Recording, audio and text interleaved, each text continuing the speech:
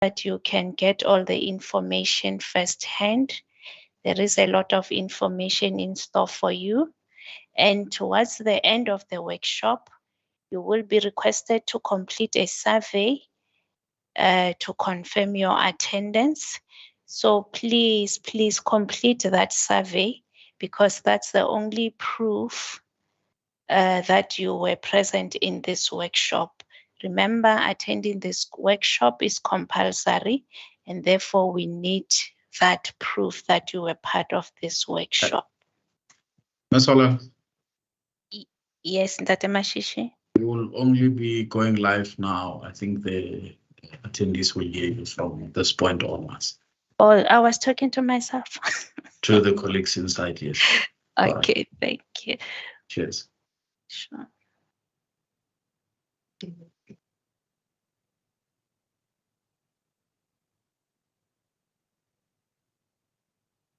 Okay.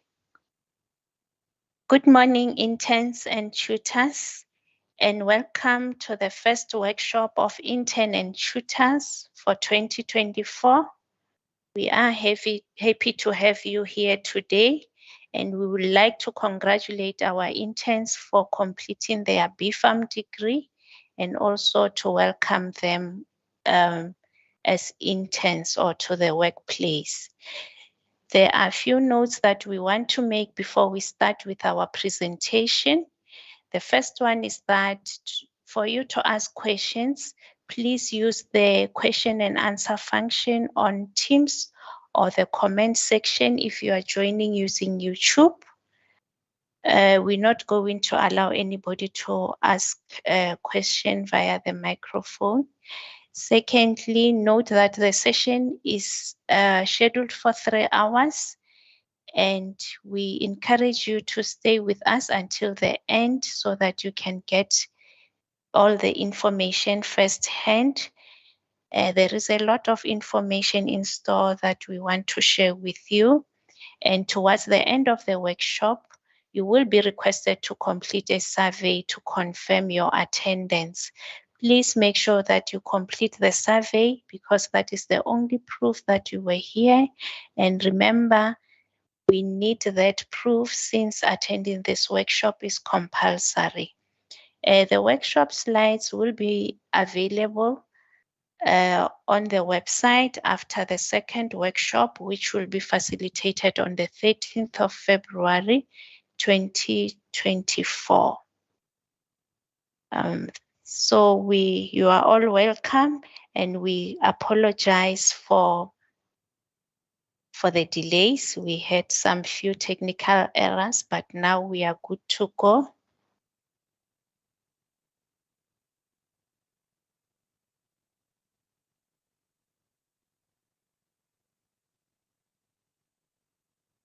Okay, so I will be taking you through the first presentation, which is more of the legal framework, and is presented by us from the Office of the Registrar. And then the second part of the presentation will be facilitated by the assessors and moderators of Intern CPD. All right. So the introduction, I have already covered that. And then this is the program that we will be following today. Like I said, there will be an introduction to pre-registration presentation that will be facilitated by myself. My name is Thabang Segolela. I'm the manager in the Office of the Registrar. And then from there, we will move on to the next presentation, which will be facilitated by the CPD assessor and moderator. And it will be focusing more on the pre-registration evaluation. And then at a certain point, we will break, take a 15 minutes break. You will be notified when it's time, because since we have started late, I can't say exactly at 10:30, but you will be notified when it's time to break. And then from there, we will continue with the pre-registration evaluation by the assessors and moderators. And then at the end, we will take the question. It will be a question and answer session wherein all the questions that you have submitted via the chat will be read and you will be given answers. And then afterwards, we will close. Okay, so now we're going to, this is the outline of my presentation. We will be looking at the legal framework, pre-registration evaluation. We will also do navigation of the website. And then from there, we will look at other reasons which may delay you from being released from internship. And then we will also look at the reassessment or appeal procedures and what are we referring to when we're talking of unprofessional conduct. And then we will also share with you the 2023 CPD competency statistics and also advise you a little bit on how to apply for community service. And we will share lastly the contact details or for the office. Okay, the first part, the legal framework for pre-registration. Pharmacy graduates are required to undergo a 12 months of practical training, which is what we call internship. And for them to be able to do that, they need to register with council. And what is required for them is that they must be having a facility where they are going to train at, and that facility should have been registered with council, and they should have a tutor who is also approved by council, and then they are also expected to pay the prescribed fee, and then that application will be done online, wherein the intern will be able to submit the required documents.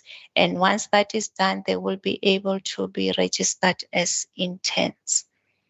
And then once you are registered as an intern, you are also expected to practice the scope of practice of a pharmacist, but this time it will be done under supervision of a tutor for the duration of 12 months. And interns who are in manufacturing or academia, they are also required to complete 400 hours of supervised training in either a hospital or institutional pharmacy or a community pharmacy. So what is important for these interns to note is that when they want to go for 400 hours, they must make sure that they make arrangements on time with the supervising pharmacist from the pharmacy they will be doing the 400 hours at. And then we also requesting you or to make sure that you spend at least 5 days in a pharmacy, 5 consecutive days in a pharmacy, so that you can be able to learn without any disruption. And it is also important that you keep all the records you generated during the 400 hours. And lastly, the supervising pharmacist will be expected to submit progress reports online. Please note that you going to do your 400 hours does not mean that you change your tutor. Your tutor will remain responsible for you. It's just that there will be a pharmacist who will be assigned to supervise you during the 400 hours. And there is also what we call cessation of contract. So this one applies when an intern wants to terminate a contract with a tutor based on different reasons. So what we're requiring from the office is that the intern should inform the office and also provide us with an online application wherein the contract of the new approved tutor will be provided, and also an applicable fee for session will also be paid. So once that is done, the intern will be able to continue with internship without any disruption. So in case you're not having a facility and a tutor to supervise you during your internship, then that means you will be, your internship will cease for that period, and then it will only be activated once you are having a premises and a tutor to take you through the internship program. And then the pre-registration evaluation. So there are 4 components that you're going to be evaluated on during your internship period. The first thing is that you will be expected to sit for a pre-registration examination, and then you are also expected to submit CPD via the online CPD platform. And then you are also expected to submit the progress reports and also to spend 365 days of supervised practical training in a pharmacy. So for the exam, please note that this will be an open book examination, and you are expected to pass this exam. For you to be considered successful in the examination is when you have passed the general questions, which you need at least a 50% to pass, and then the calculations you will require is 60%. So more information on the online examination will be provided during the pre-registration workshops. And then the second component is the CPD portfolio. So here you will be expected to submit 6 CPD entries via the CPD online platform. And please note that for domain 5, competency standard 5.3 is compulsory. So make sure that you don't submit anything else, or you don't work on anything else for the purpose of submission or for the purpose of assessment, except for CPD 5.3. And all the CPDs that you have submitted online will be assessed by the assessors appointed by council, and results will be released to indicate whether you are competent, you are successful or not.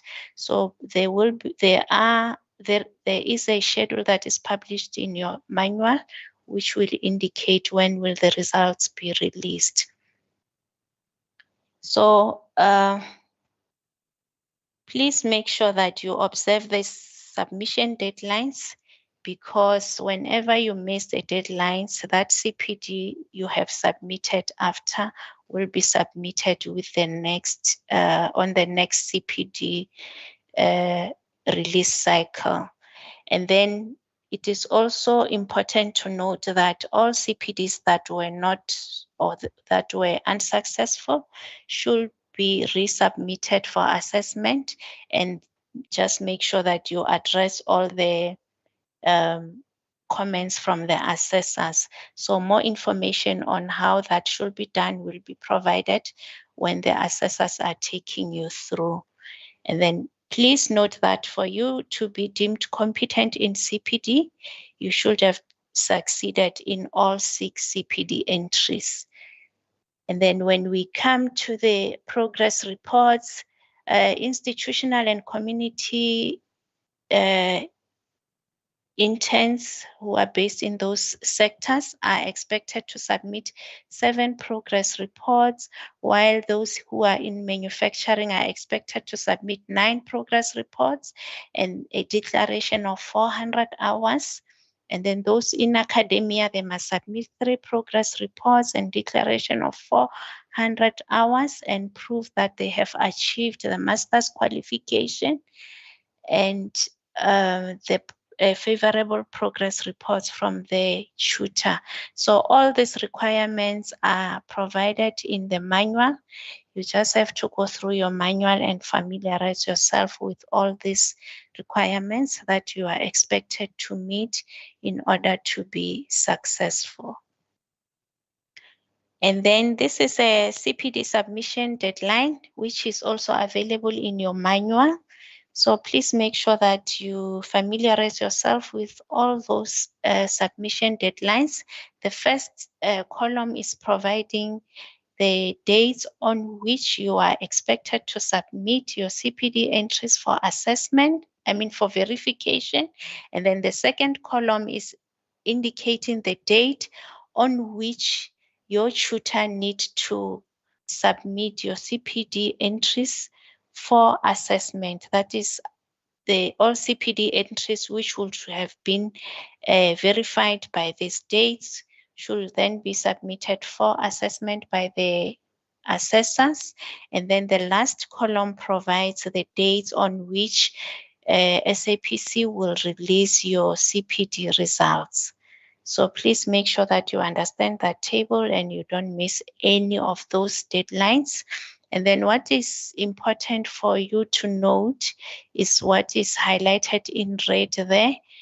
And we're saying, please note that you must submit CPD entries by 12 midday on the day of on the last day of submission for your CPD to be considered for assessment. And please make sure that any entry submitted after that will be assessed in the next submission cycle. And then while we are still there, it is also important for you to note that on submission of the 10th and subsequent CPD, a fee determined by council will be charged, and that fee is also published on the council website, which is 307 rands.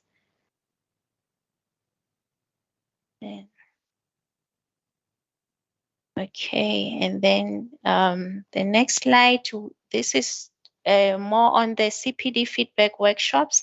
So those are the days on which we will be having follow-up workshops to this first workshops. And then during these CPD feedback workshops, the assessors will be there to share with you the assessment experience, also to respond to any queries that you might be having with relation to CPD, and also to guide you on what you need to do in order to improve the quality of the CPD entries that you're submitting so that you can meet the requirements.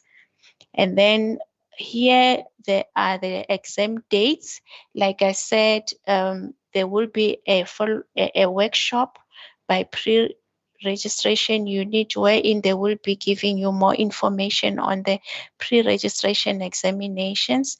But what we want you to take note of is that there is what we call a practice exam, which is compulsory for all interns in order to be admitted to the pre-registration examination. So there was one that was conducted on the 30th of January, and then we're going to have the next one on the 4th of June. So this means that all interns who wants to sit for the August examination must make sure that they have attended a practice exam, otherwise they won't be able to sit for the August exam.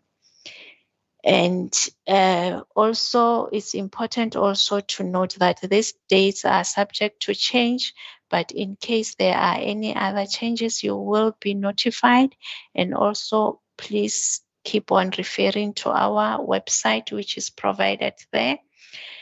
And the last thing to note with the exam is that all exams must be booked online by the closing date, and the date will be shared with you.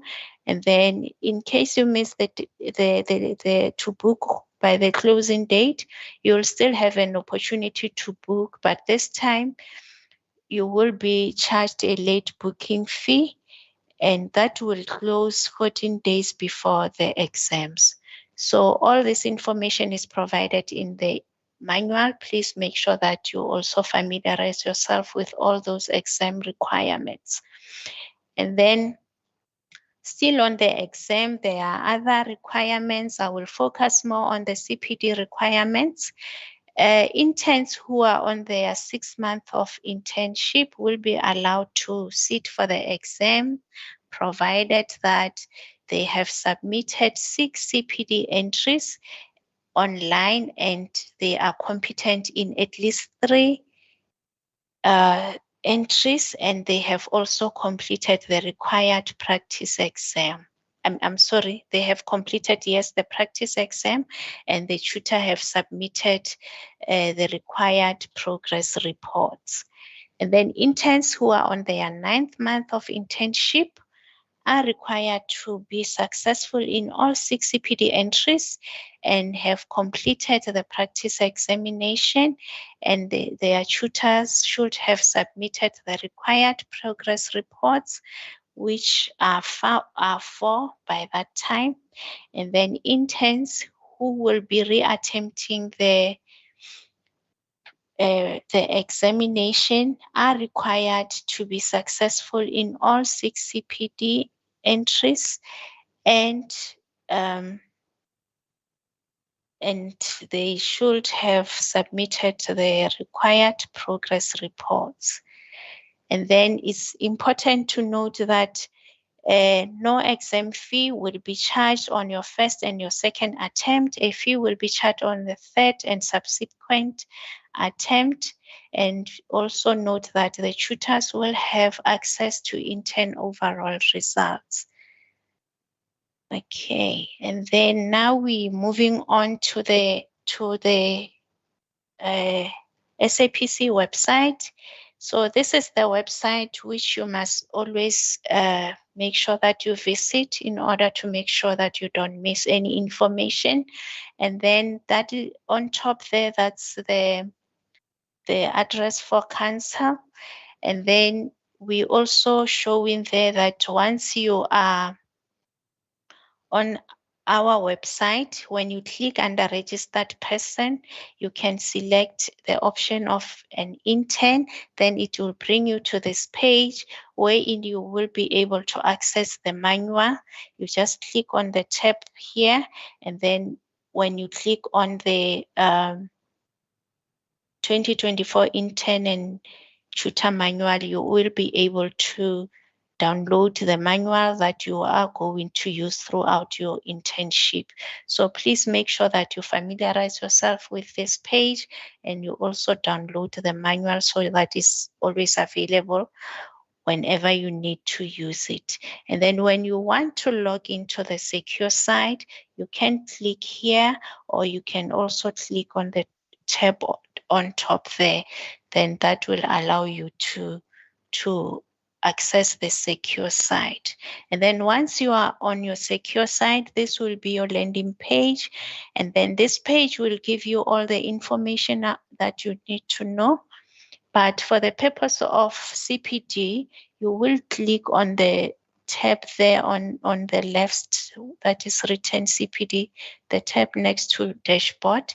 And then once you click there, you are supposed to be able to access the CPD page. But if you haven't completed your annual declaration, unfortunately, you can't access the CPD page.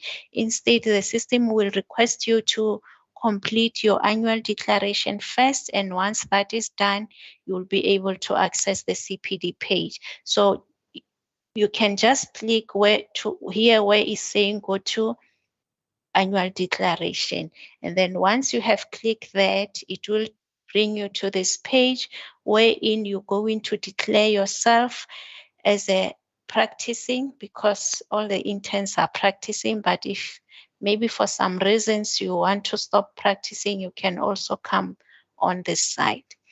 So here it will be asking you different questions about your practice. Your scope of practice, the area where you're practicing, the sector, and so forth. So you are to answer all those questions by selecting, here you just give us your information in general, but when you go to continue, it will start asking you more about what you are doing on daily basis. And then you are to respond by saying, I do this, I don't do that. And then at the end, once you have answered all the questions, the system will then take you to this window wherein there will be this message which says, according to your competencies, you are a practicing pharmacist. And then if you agree, you just click on the agree tab, then it will take you to the next page. Please note that if you have said you don't do any of the competencies or the scope of practice of a pharmacist, then the system will declare you as a non-practicing pharmacist, and then when you are on this window, it will say according to your competencies you are a non-practicing pharmacist. So in that case, if you have made a mistake, which I believe it would be a mistake, just disagree and then go back to the annual declaration and make sure that you choose those competencies that are applicable to you, and then you will be designated practicing. So once you are designated practicing, when you go to the website under annual declaration, this is where you will confirm your practicing status, and it will show that for 2024 you are practicing, and here it shows that you have completed the annual declaration. Then in case for some reasons maybe you want to change a sector from, let's say, community to hospital, you will have to come here so that you can update your annual declaration. And then in that case, you would have done everything that is expected of you. And then when you haven't declared yourself, here it will show no. And then you will still have to say you update this. Sometimes you find that you were doing the declaration, but you haven't completed it. So when you say no, just go back and update. You will find where you have made an error. So what is important is for you to see that final window that is telling you that you have done the annual declaration. And then once you have done that, then you will be able to access the CPD page. This is how the landing page would look like. I'm going to take you through on each of these 4 tabs so that you understand what exactly they mean. And then here is just showing the status of the CPDs that you would have submitted. In this case, this person has submitted CPD entries, and then the gray one is showing that one of the CPD is not yet assessed, but it has been submitted for assessment. The blue one is showing that the CPDs were assessed and results were released. And this orange tab is just showing that the CPD is still with the moderator. So this one, which is entries by outcomes, is just showing how many CPDs you are successful in, and also how many are still, the results are not yet released. And then this first tab here is just showing the 6 domains that we will be working with throughout the year. So when you click on my submissions, this is what you will see. It will show you all the CPD entries that you have submitted, and it will also show you the status of your CPD entries.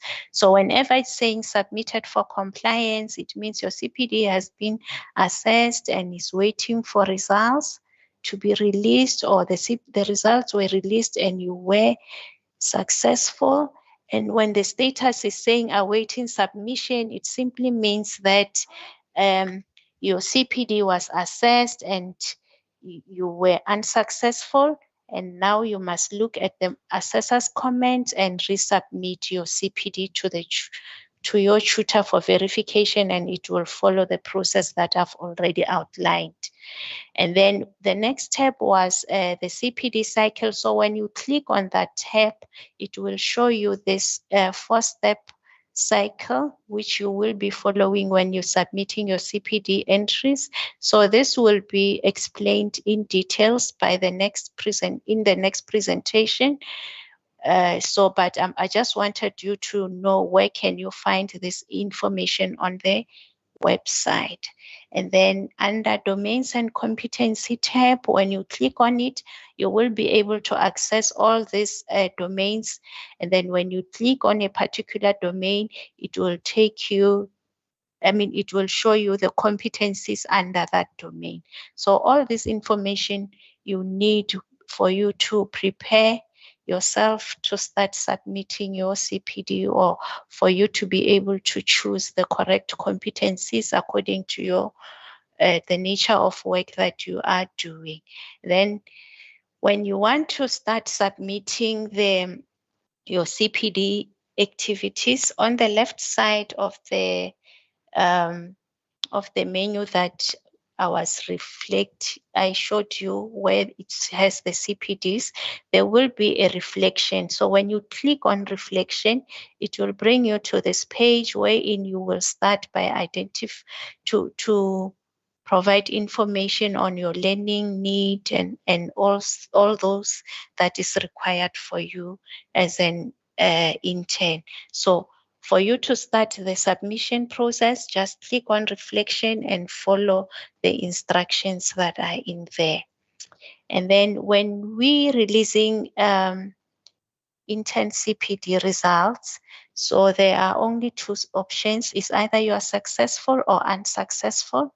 So for a CPD that is unsuccessful, you will be able to see that you are, when you click on that CPD, the status will indicating awaiting submission, as I've shown you in the previous slide. And when you go down, it will also show your status that you are, the assessment status that you are not yet successful. And then further down, you will be able to see a tab that is written report.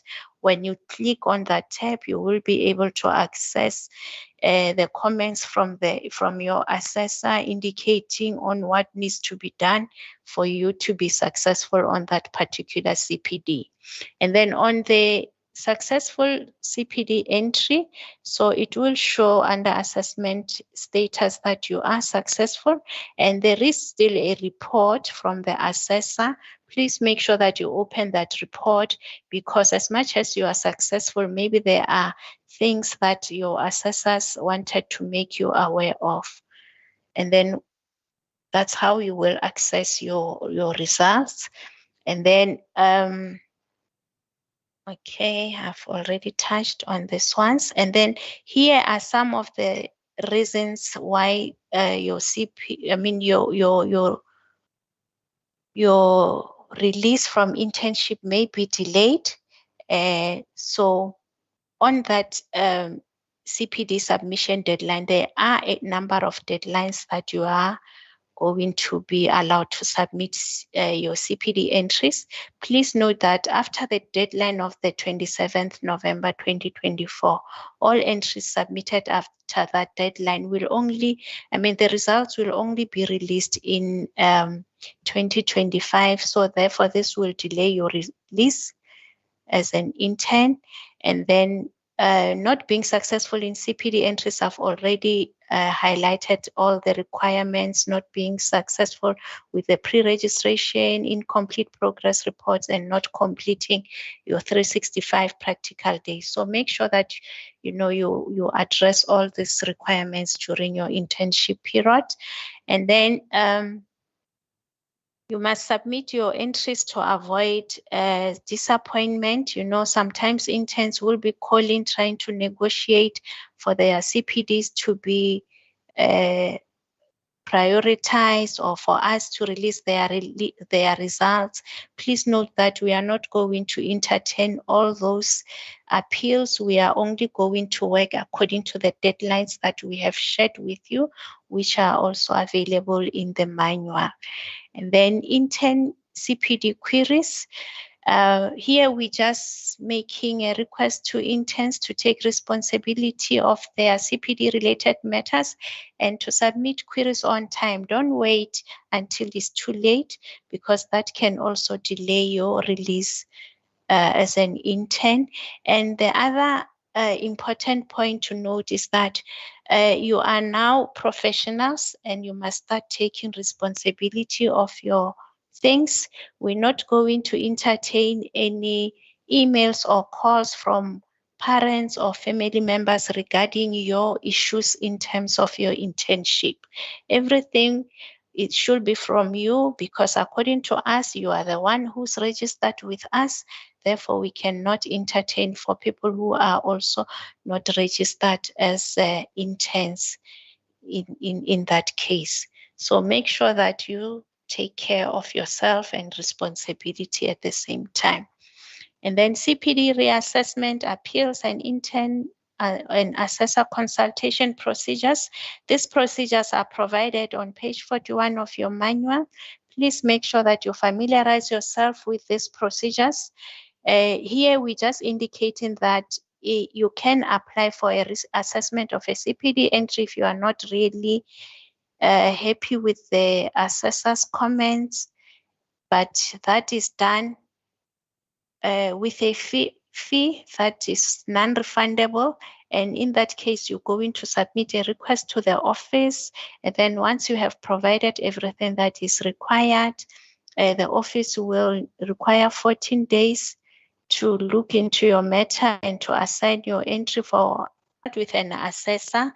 You also have to notify the office, and then the office will give you direction, maybe by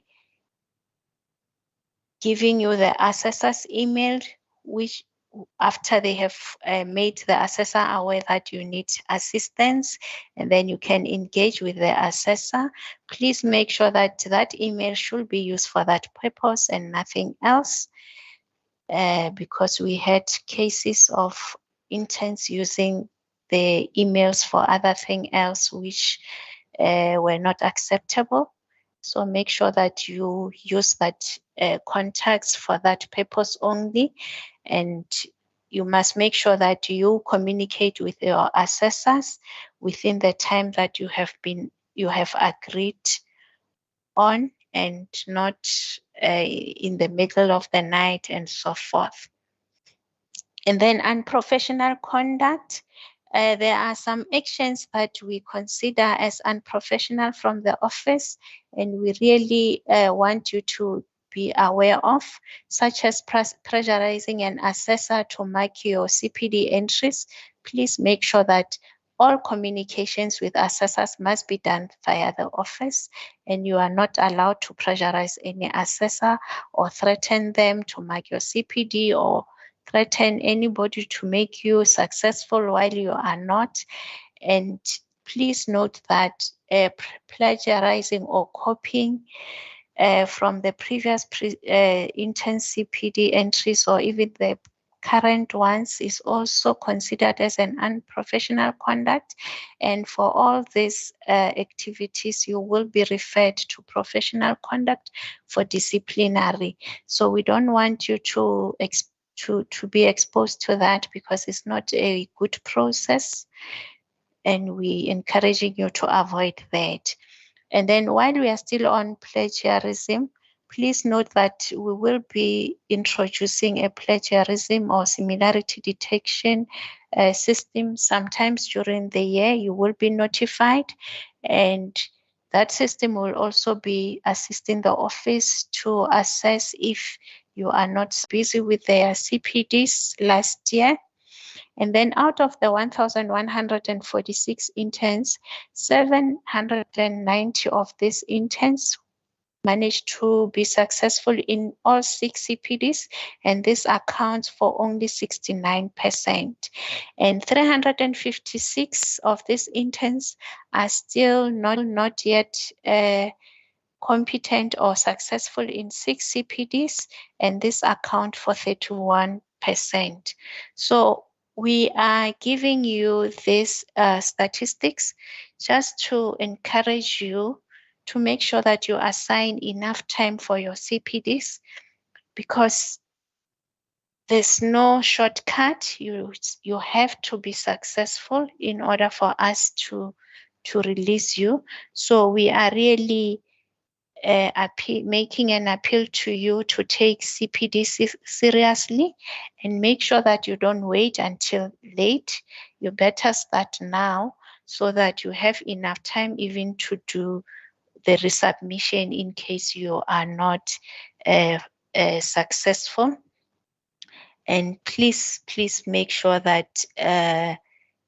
you give CPD attention, because if you don't meet the CPD requirements, even for sitting for the pre-registration examination, unfortunately, there's no way you will be allowed to write the exams.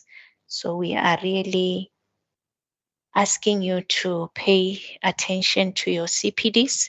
And then the annual fee for internship is due by the 1st of June, which is 692 rands.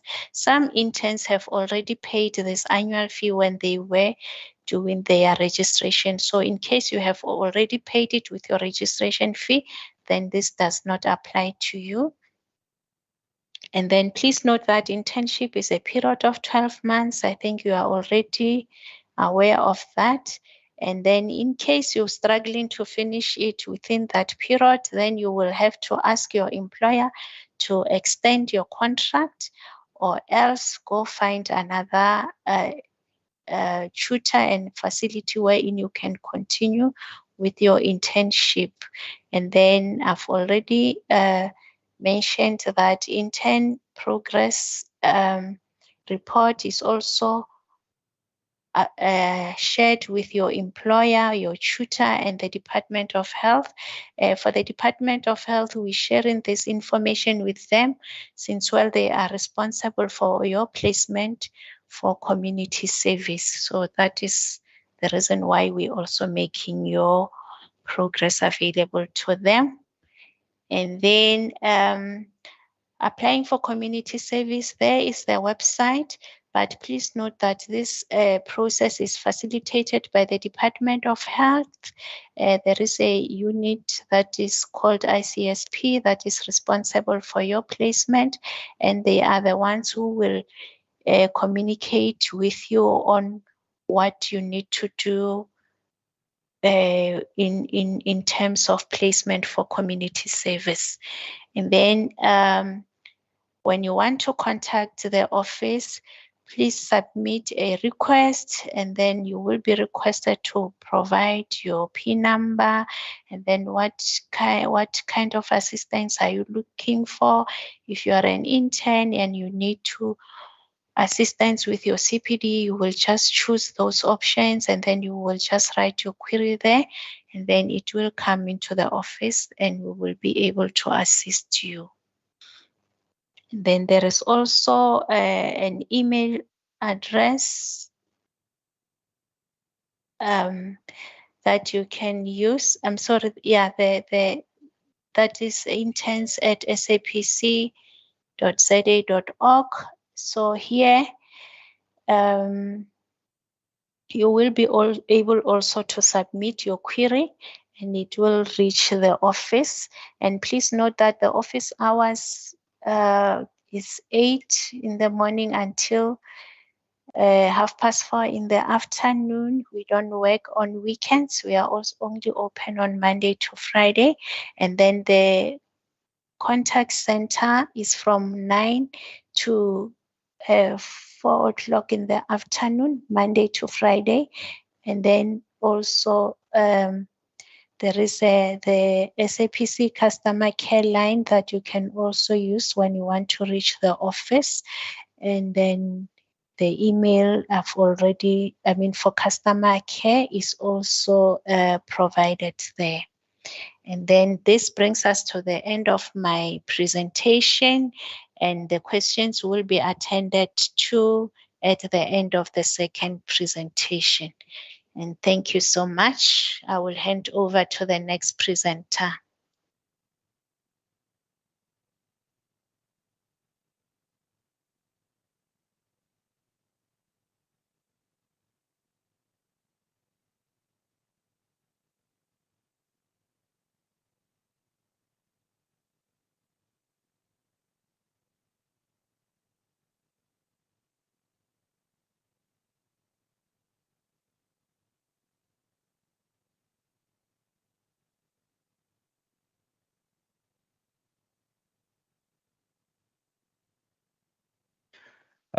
Good morning, interns and tutors, fellow colleagues and officials from the South African Pharmacy Council office. Welcome to the first intern tutor training for 2024. My name is, first, can I get a response from either Tabang or Mukhari? Can you hear me? Yes, Ibrahim. Okay. So my name is Ibrahim Hussain, and I'm an assessor for CPDs on behalf of the South African Pharmacy Council. I will be taking you through the first part of the presentation. So we can go on to the next slide. We'll be discussing the intern portfolio on the CPD system. So just a brief outline. I will be taking you through the first part of the presentation, which is the competency framework and the continuing professional development cycle. My colleague, Dr. Rianda Yube, will be doing the assessments, professionalism, and confidentiality. And the South African Pharmacy Council really wanted to take care of you today, so they got you your very own butler. The last part of our presentation will be done by our esteemed Professor Nadine Butler, who will do the challenging competency standards and the role of the tutor. So just to go over the outline again, we're going to start with the competency framework. The presentation is mostly aimed at interns, but it is also provides guidance, relevant guidance for the tutors. So it's also important that the tutors know this, because the interns are going to ask the tutors about this. And so first we're going to look at Mr. Ibrahim. Yes. Could you please share your presentation with us so that we can send it out so that everyone on the live can see it too as well? Okay, 1 second. All right. Thank you.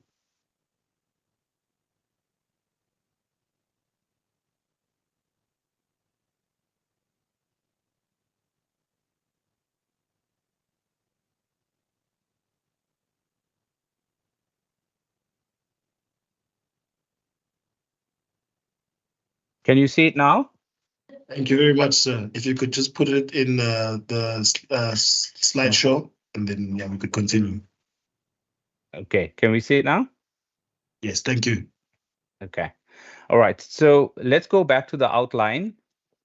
So we're going to start off with looking at the competency framework. You will find this framework, which is Annexure B in your intern tutor manual, from pages 61 to 84.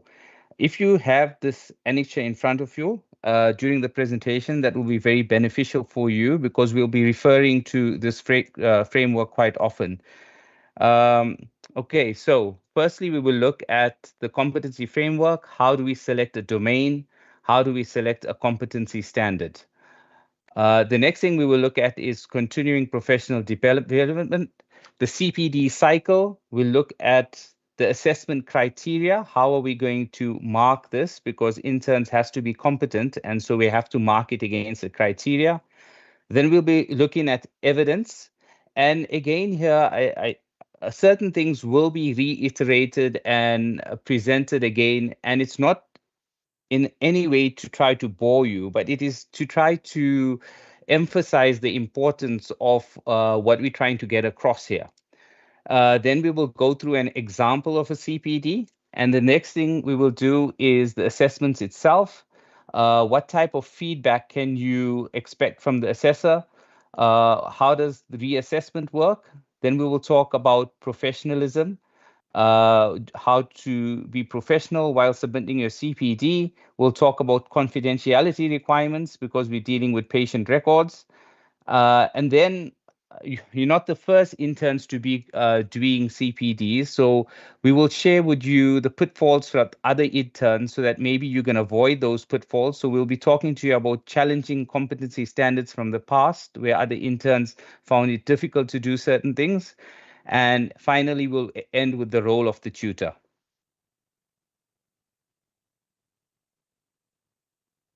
Okay, so the important resources to note from is you will have to download and read the intern tutor manual. It is a guide for both the interns and the tutor. And there are some important sections of the intern tutor manual that you need to take note of with regards to CPDs. For example, the criteria for assessment of a CPD entry. So when you submit an entry, how will the assessors and the moderators be assessing this entry? So that criteria is shared with you within the intern tutor module, and it's in pages 34 to 36. The next is the checklist for the CPD portfolio. So before you submit the CPD, you can go through this checklist to make sure that you have fulfilled all the requirements before you submitted the CPD. This is important because you're allowed to submit a certain amount of CPDs for free. And then if you are not competent, after that, you will have to, as my colleague earlier alluded to, you will have to start paying for these CPDs. So this checklist will just help you to ensure that everything that is in that CPD is there so that you don't miss vital information. Finally, as alluded to in the last slide, the competency standards or the framework for pharmacists is found on page 61 to 84. It's important to note that this manual and this competency standards has different levels. So there's an entry level, there's an intermediate level, and there is an advanced level, which we will speak about later. But as an intern, the one that's published in the intern tutor manual is the one that you need to work with, which is the entry level competency standards with the behavioral statements.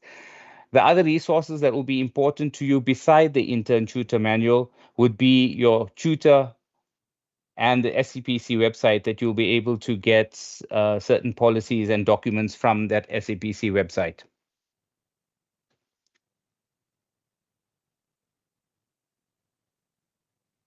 Okay, so the next slide, we look at basically what the crux of a CPD is, or the skeleton of a CPD. We have different domains, and underneath the domain, if you can look at the domain as an umbrella, underneath that we have competency standards, and then we have underneath the competency standards, we have behavioral statements. So a domain is just an organized cluster of competencies. And competencies is the ability for you to do something successfully or efficiently and effectively. So for us to ask you to do something successfully or efficiently, we have to be able to measure that. And to measure that, that's where competency standards were developed. These competency standards are abilities and skills you should have or work to develop. It was developed as a tool to help professionals assess their own learning needs. You measure your knowledge versus what is required in the competency standards. And from there, you will find future learning needs and places where you need to improve or modify your current knowledge or skills. Then finally, we look at the behavioral statements. The behavioral statements indicates how individuals working within a competency should behave. What behavior should they be able to exhibit? Now, when we think about school and university, maybe if your lecturer or your teacher tells you to behave, immediately we think about manners and those types of things. But the behavior we're speaking about here deals much more with just ethics and professionalism. It deals with tasks and skills which you need to show and exhibit to show competence, to be able to be competent in these CPDs. Okay, so the next slide, we look at the competency framework example. And as we spoke in the other slide, there are domains. And again, I said domains are an organized cluster of competencies. So we look at competencies which are functional units underneath the domain that you have to prove that you are able to do these things. And these comes from the exit level outcomes from your BPharm degree. So for example, now, if we look at just one domain, and we will look at the other domains later, for example, domain 2. Domain 2 deals with all things that deals with safe and rational use of medicines and medical devices. That's the title of the domain. So all things that deal with that will then fall under that. And underneath that, we have competency 2.1, which deals with patient consultation, and we have competency standard 2.2, which deals with patient counseling.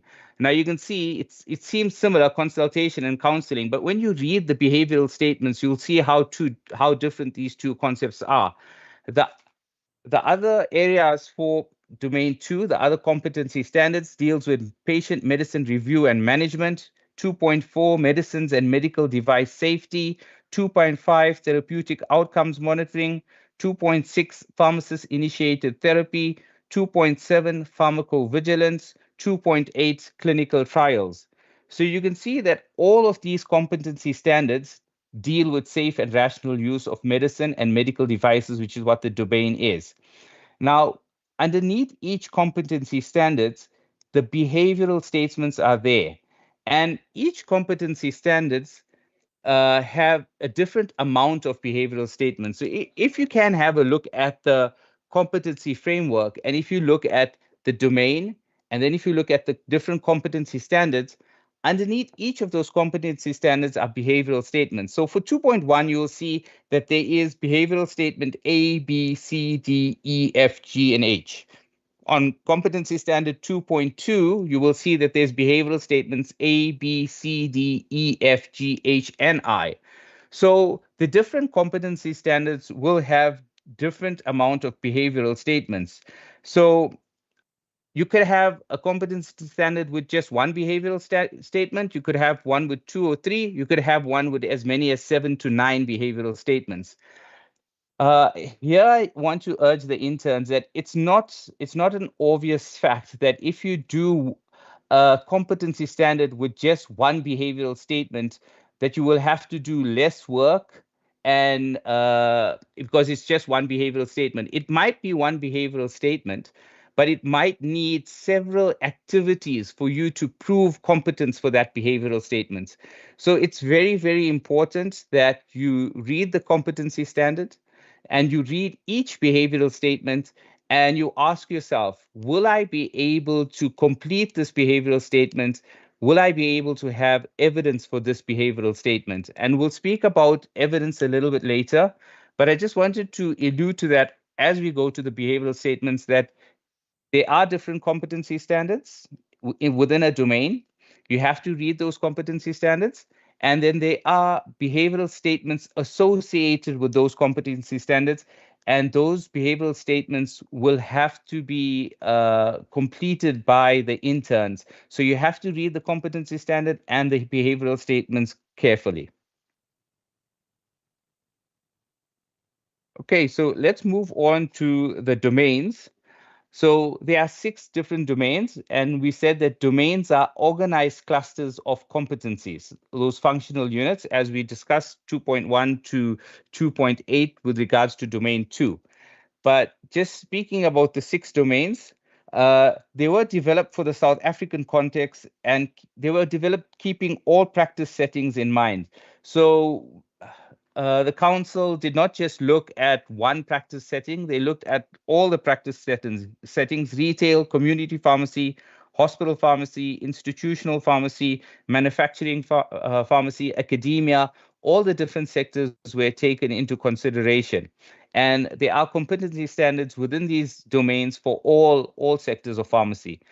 So the 6 domains comprise of 1, public health; 2, safe and rational use of medicines and medical devices; 3, supply of medicines and medical devices; 4, organizational and management skills; 5, professional and personal practice; and 6, education, critical analysis, and research. So as an intern, you will have to submit CPDs for all 6 domains. You have to submit 1 CPD for all 6 domains. You have a choice of which CPD you intend to do within that domain for all the domains except domain 5. In domain 5, the South African Pharmacy Council has deemed it that it is compulsory for everyone to do 5.3, CPD 5.3. So for the rest of the domains, you can choose a competency standard that suits your practice setting and something that you feel confident that you will be able to present and submit. But for domain 5, professional and personal practice, it's a compulsory, you have to do competency standard 5.3.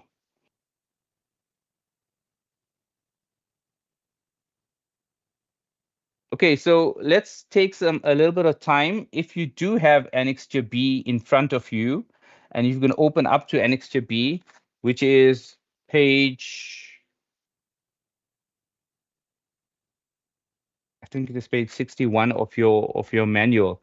If you go to Annexure B, if you have it in front of you, you can see the competency framework is made up of domains, and you have to ask yourself, how does this domain apply to yourself? So to be able to know how it applies to you, if you look at Annexure B, when the title of the domain is there, there'll be an introduction to the domain. So you can read that introduction, and that introduction should be able to tell you what the domain is all about. And after that, the competencies will be listed. For example, domain 1, it'll have 1.1, 1.2. Those are all your competency standards that will be listed. Underneath those competency standards will be the behavioral statements. So again, these CPDs, it is a lifelong thing, and was not only designed to test interns to see if they are competent, but even after internship in your community service and throughout your pharmacy career, you will be required to do these CPDs. So the CPDs have different levels. You have an entry level. So the entry level, the competency standards and the behavioral statements will be different for entry levels. And this is aimed at pharmacists who have 0 to 3 years experience. Then you have the intermediate practice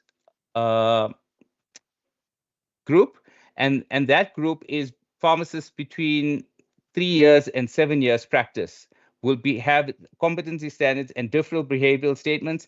And then you have advanced practice. And advanced practice are pharmacists who've been practicing for more than 7 years, so they can look at a different set of competency standards and behavioral statements.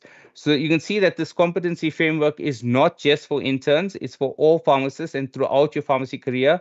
Pharmacy Council does go through these competency standards and revises them over a certain amount of years. But for now, what is important for the interns to note that in Annexure B, the competency standards that are there are entry-level competency standards and behavioral statements, and those are the behavioral statements and the competency standards that you will be submitting against. On that, you will also see in the framework there is an assessment tick box. And in that assessment tick box, it will say, does this standard form part of my current practice of pharmacy? So when you read the competency standards, when you read the behavioral statements, you have to ask yourself, the things that are required of me from these behavioral statements, do I do this in my current practice? Is it applicable to me? And if you answer yes there, then you know that this competency standard and this behavioral statement applies to me.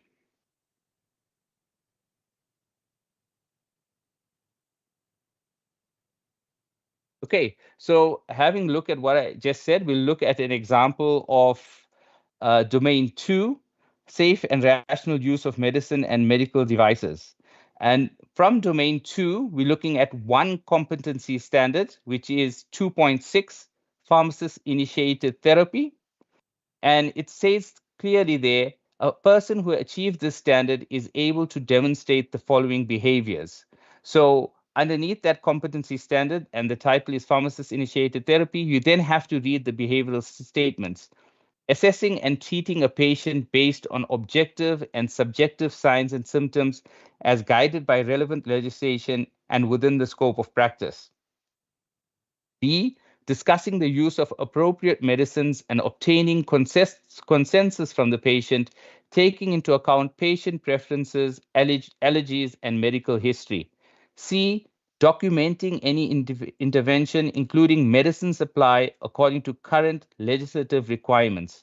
And D, referring patients when required to an appropriate healthcare provider or resource. Now, when you look at the tick box and we say, does this standard form part of my current practice of pharmacy? So obviously, if you are working in a manufacturing setting and you're not dealing with patients firsthand, face to face, there's no place where you're going to be affording therapy to patients, you're manufacturing products. will you have the opportunity to assess and treat patients based on the objective and subjective signs? Will they come up and tell you what the objective and subjective signs are?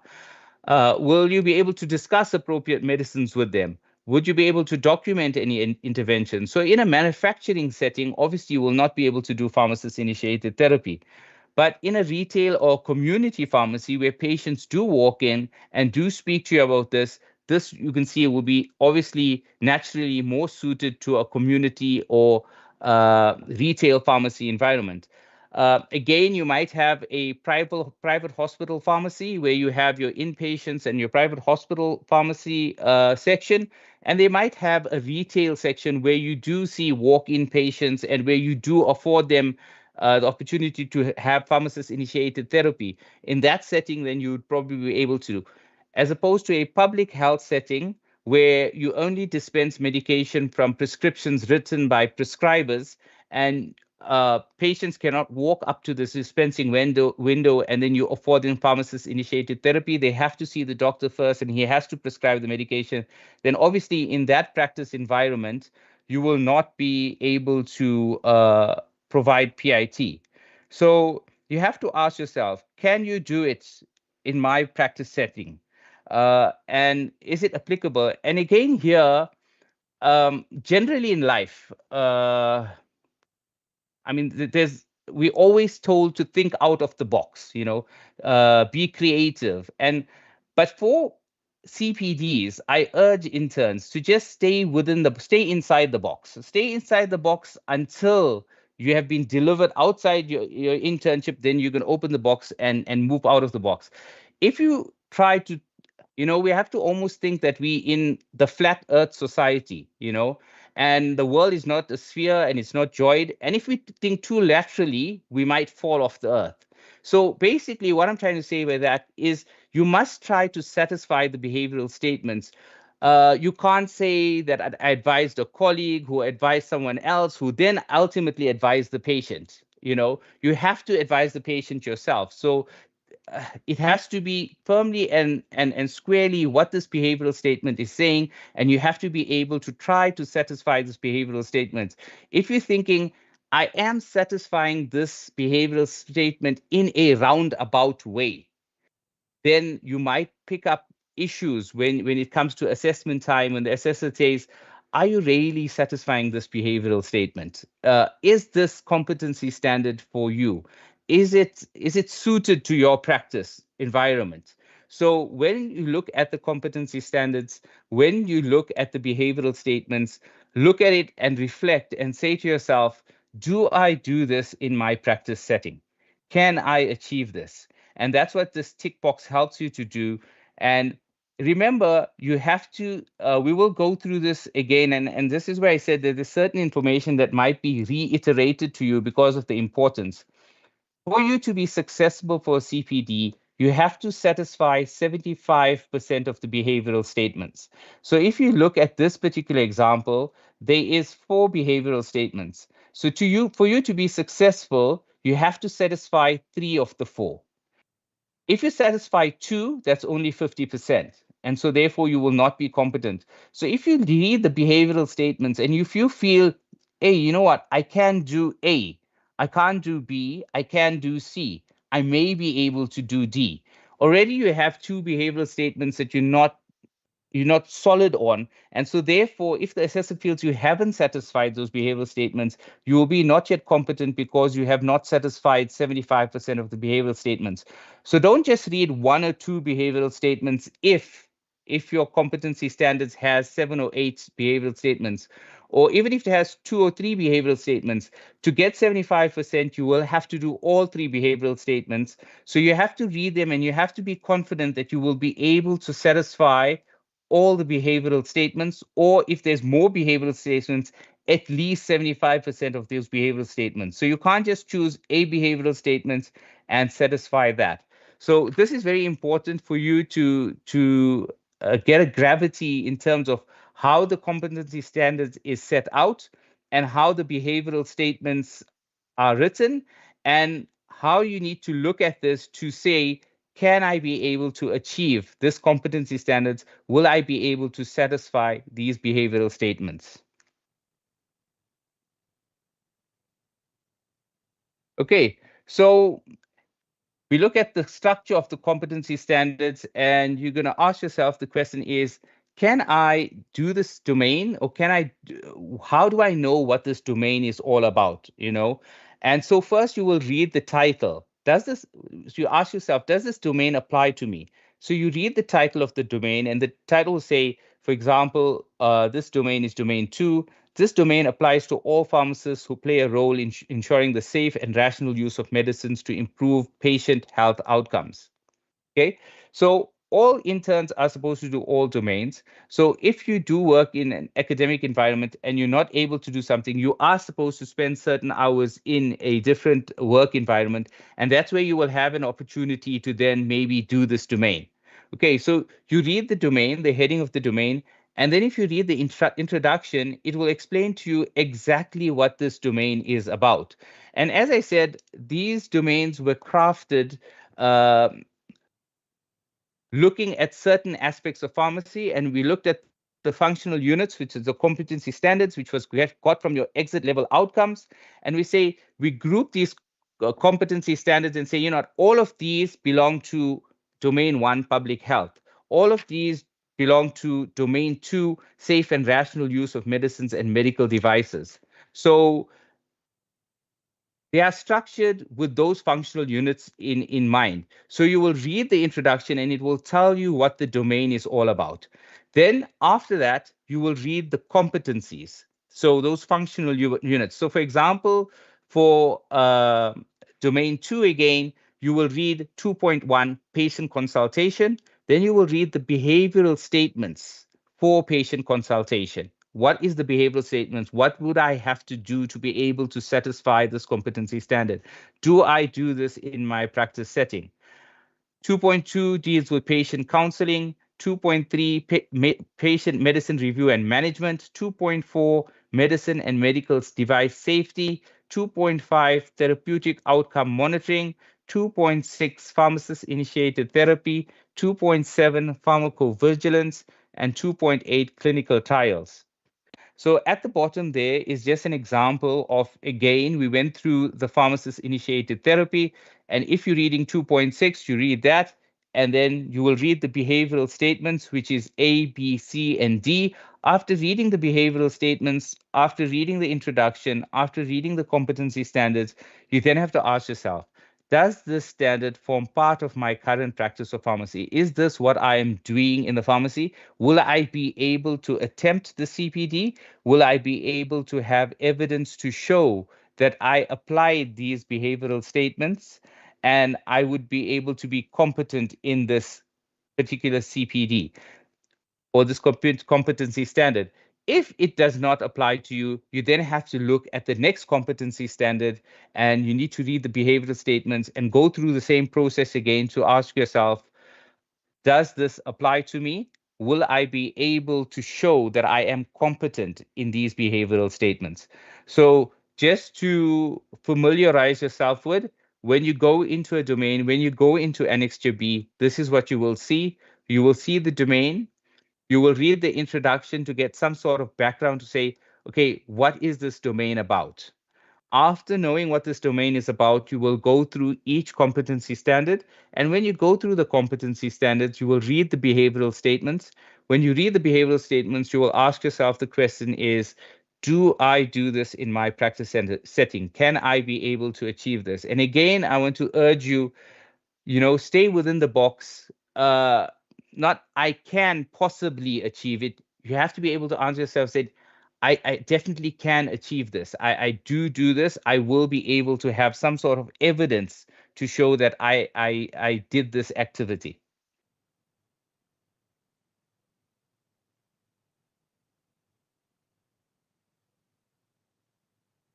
Okay, so then we move on to, now that we understand the framework of Annexure B and how to navigate our way around it, what a domain is, what a competency standard is, what behavioral statements are, and how we need to interact with that, we ask ourselves is, what is continuing professional development?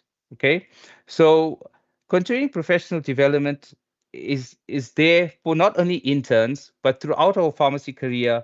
and it allows us to keep up with recent developments in the practice of pharmacy. It allows us to stay current.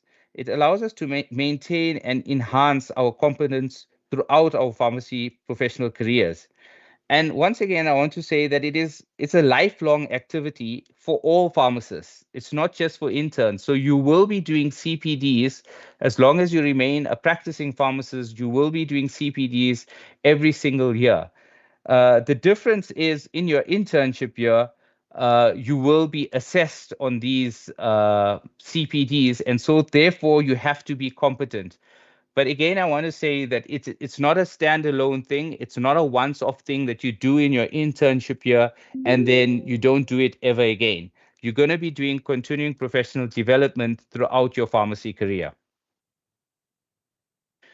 Okay, and the interesting thing with the way that continuing professional development is done here, it's not done like other professions where you just attend a workshop or a meeting and then you get CPD points. With this system, you have to show that you can practice what you learned, that you can apply what you learned. And that's where the difference with the pharmacy continuing professional development is. You learn something and you must be able to show that you applied it. Okay, so CPD or continuing professional development, it is a cyclical activity. As I said, you move from one CPD to the next. It's the process by which registered persons maintain and enhance their competence throughout their professional careers. It encompasses a range of activities, including continuing education and supplementary training. So it's not just training of one way, it's a whole range of ways in which you can learn things and apply things. CPD enables the registered persons to develop in their area of practice and demonstrate competence. So you can look at what you know, you can look at the competency standards, you can realize things that you might need to learn, you can learn them, and then you can develop them. When you realize during your practice that there's something that you don't know, you can then go and learn it and you can apply it, and then you can submit a CPD about it. So it's a continuous activity, and there are different steps to the CPDs, which we're going to go through next. But just to understand that once you go through those steps and you finish the last step almost enables you to try to generate a new learning need and for you to then go out and fulfill that learning need. So it's a continuous, and that's where the continuing professional development comes from. Okay, so now we're going to look at the CPD cycle.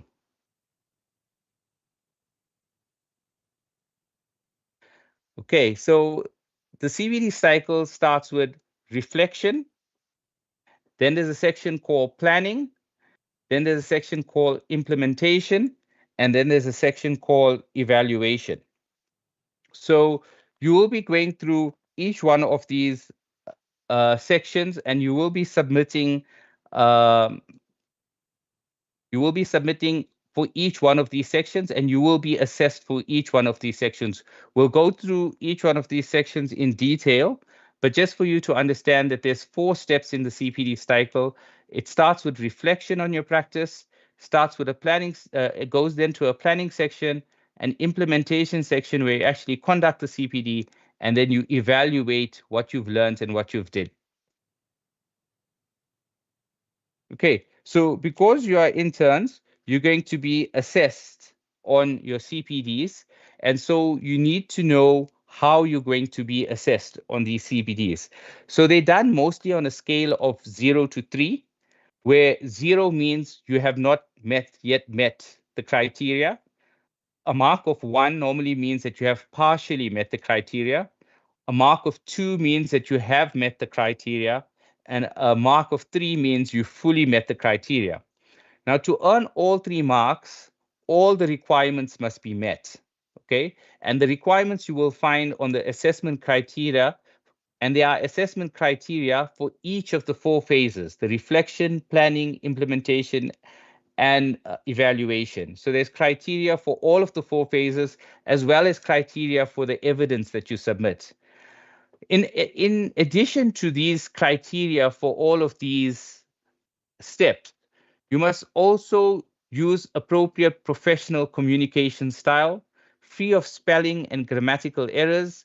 It must be properly punctuated, and the trade names must be capitalized. So we still want to maintain a level of professionalism when you're submitting these CPDs, that it can satisfy all of these criteria, but you also have to pay attention to your professional communication style. It is a portfolio of evidence that you're submitting to Pharmacy Council. It will be a portfolio where you can go back and you see what level of submission, how professional was this intern when they submitted the CPD. And in this one here, you have to have your tutors be able to help you.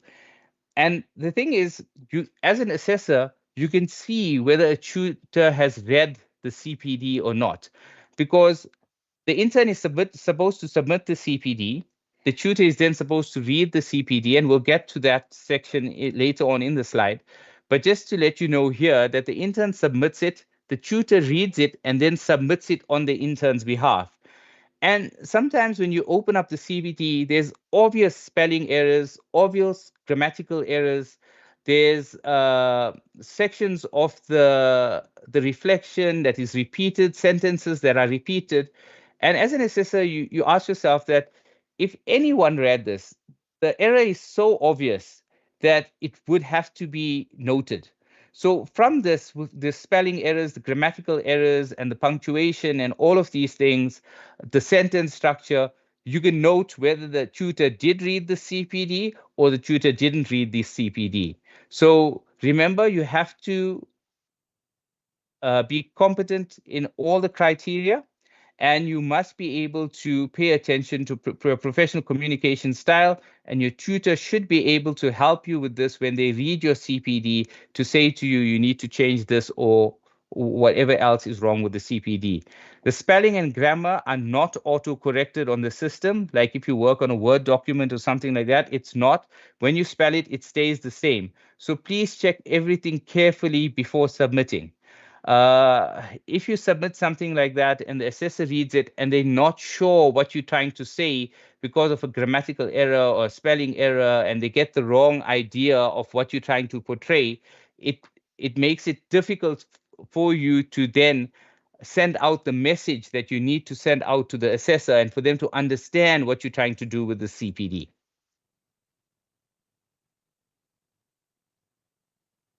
Okay, so you need to check the manual, page 34 to 36, for full details of how the marks are allocated.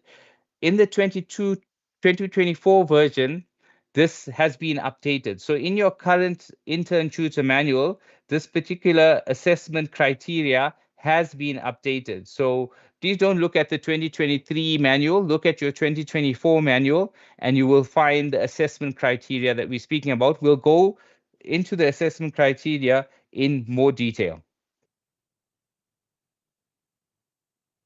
Okay, so the first step of the CPD cycle is the reflection.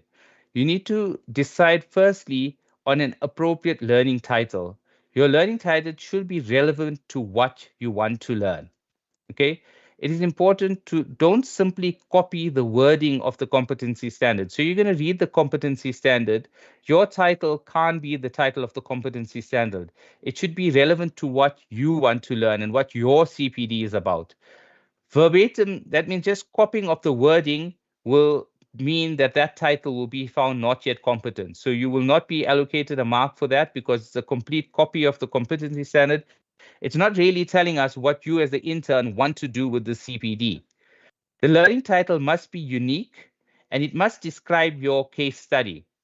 So it must be descriptive, it must be original, and it must be linked to the competency standard, but not a copy of the competency standard.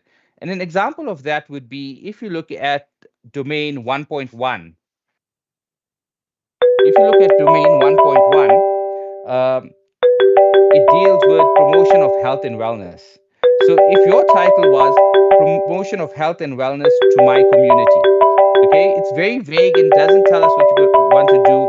It's largely a copy of the competency, which is promotion of health and wellness. All you've added there is to my community, as opposed to a title that says participating in a public health campaign to educate the KwaDuguza community on ways to curb the cholera outbreak. So that's giving us an idea of what the CPD is about and what do you intend doing? What is your personal learning need here? It's descriptive and it's original and it's linked to the competency standard, but it's not a copy of the competency standard. So your title gives the assessor an idea of what you're trying to achieve with this CPD. So don't let it be vague and generic. Try to be concise but descriptive in terms of what you intend to do with the CPD. Okay, so the first part is the learning title. The next part is the reflection. In the reflection, you have to ask yourself, what do I need to learn? What is my own personal learning need? What do I need to learn? And again here, I need to stress that this CPD is done for yourself, the intern.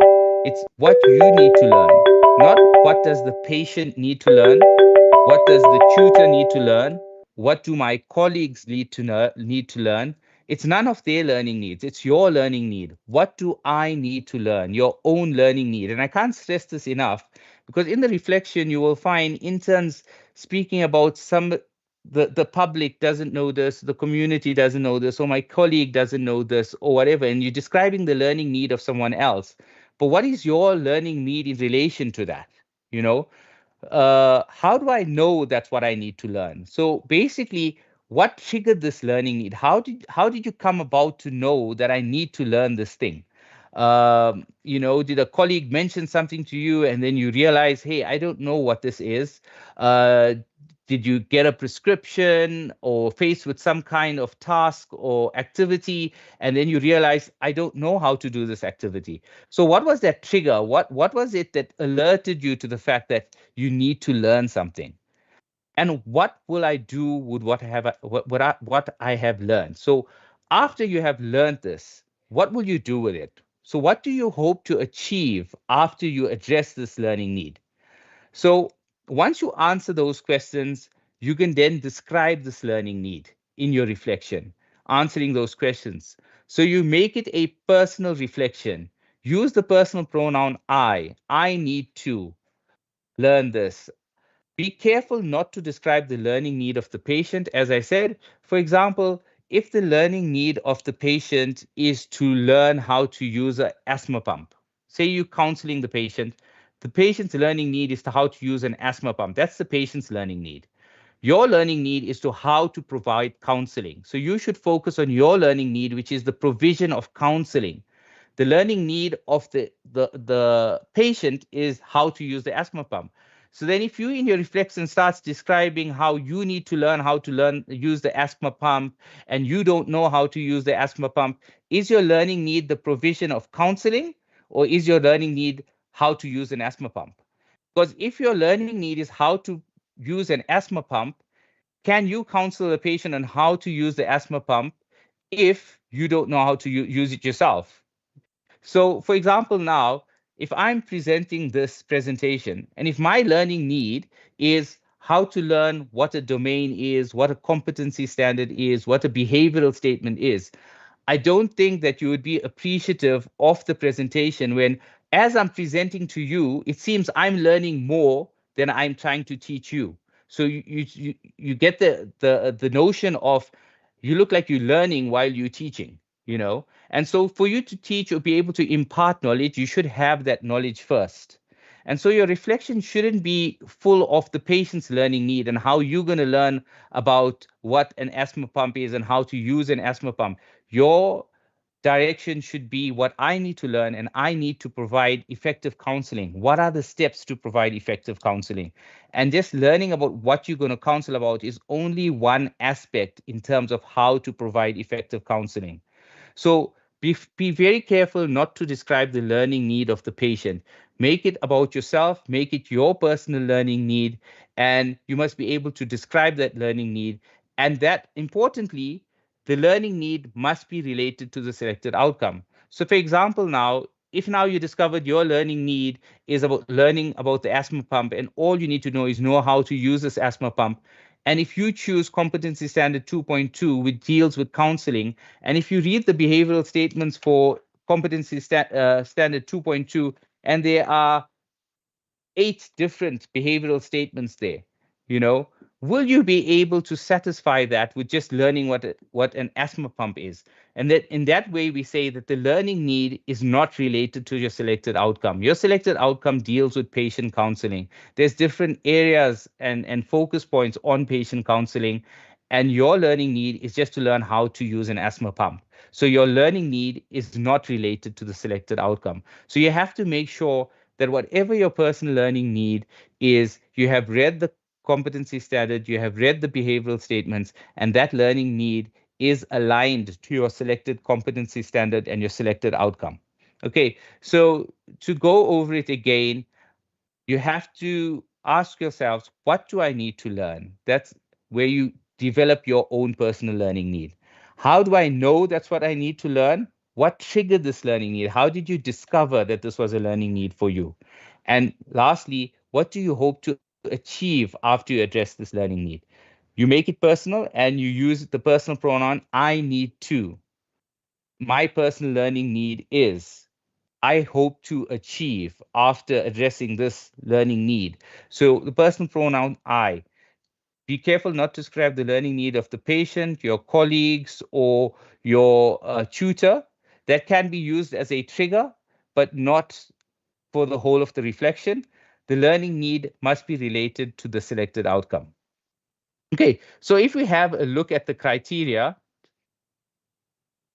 okay, so when you ask yourself this question, it will determine the choice of competency standard and behavioral statement that you will choose.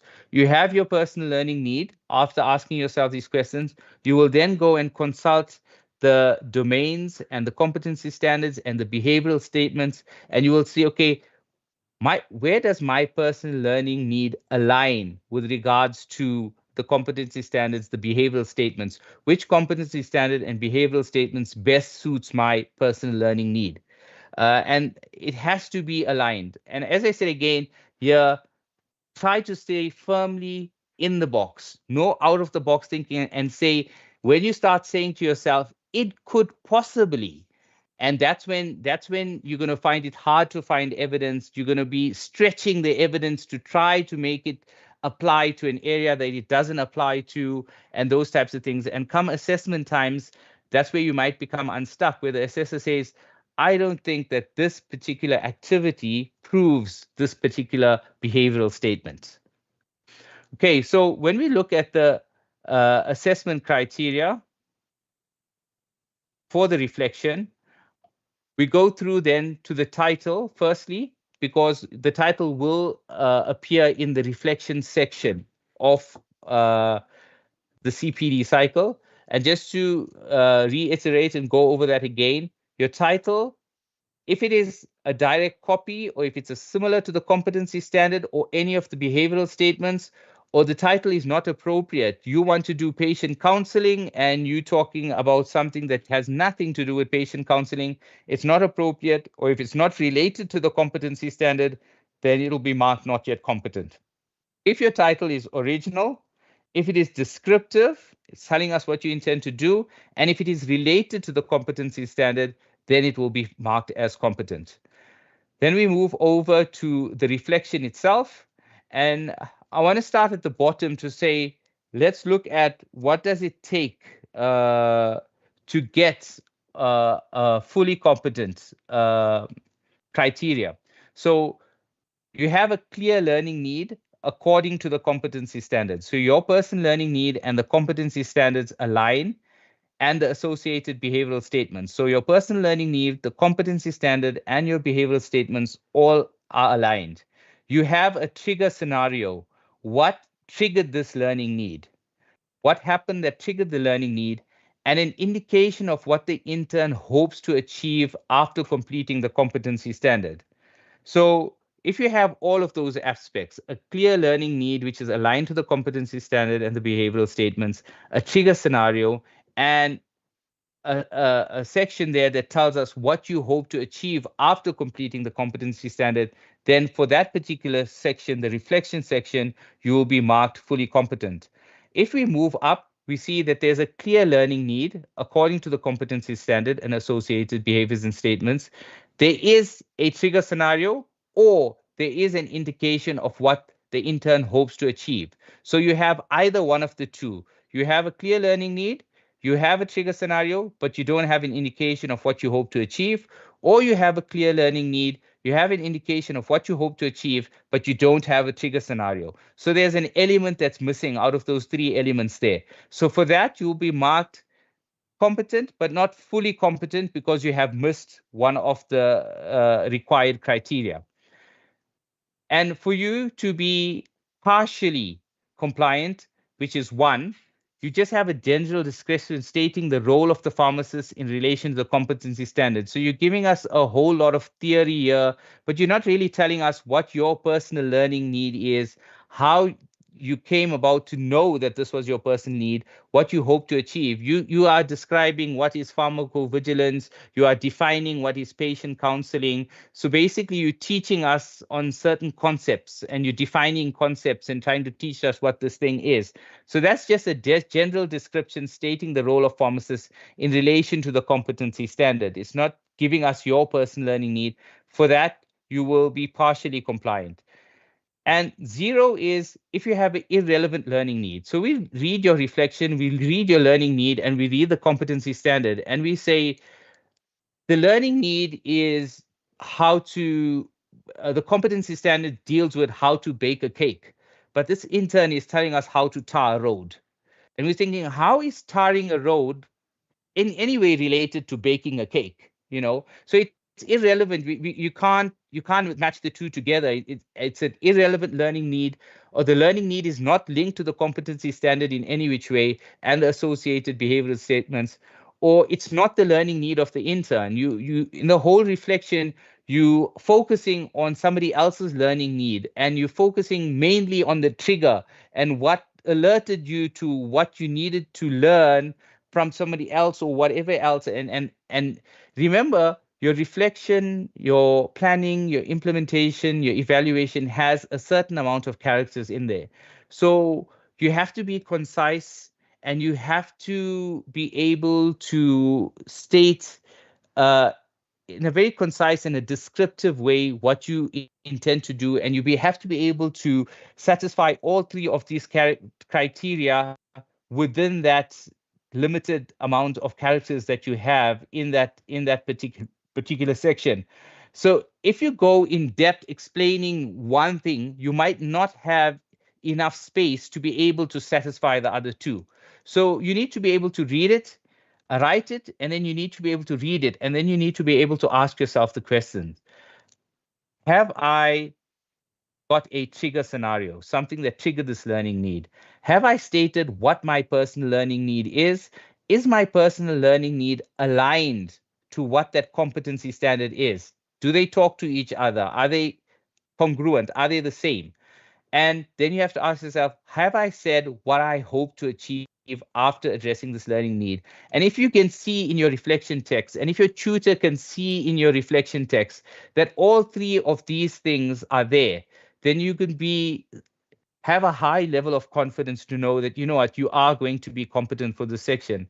And so as an intern, it's awesome that you have this assessment criteria in front of you, because it's giving you an exact, you have no doubt in terms of how your CPD will be assessed.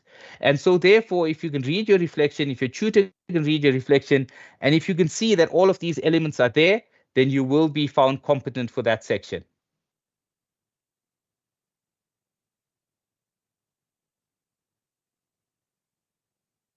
Okay, so just to mention to you again, 0, not yet competent, it's irrelevant or incorrect info. 1, minimally correct info or just general information. And the assessor keeps asking himself is, what does this intern really want to do? What do they want to learn? We know what patient counseling is. We know what pharmacovigilance is. But in relation to that, what does this intern intend to do here? So it's just minimally correct info, very little info, doesn't give us what the intern wants to do.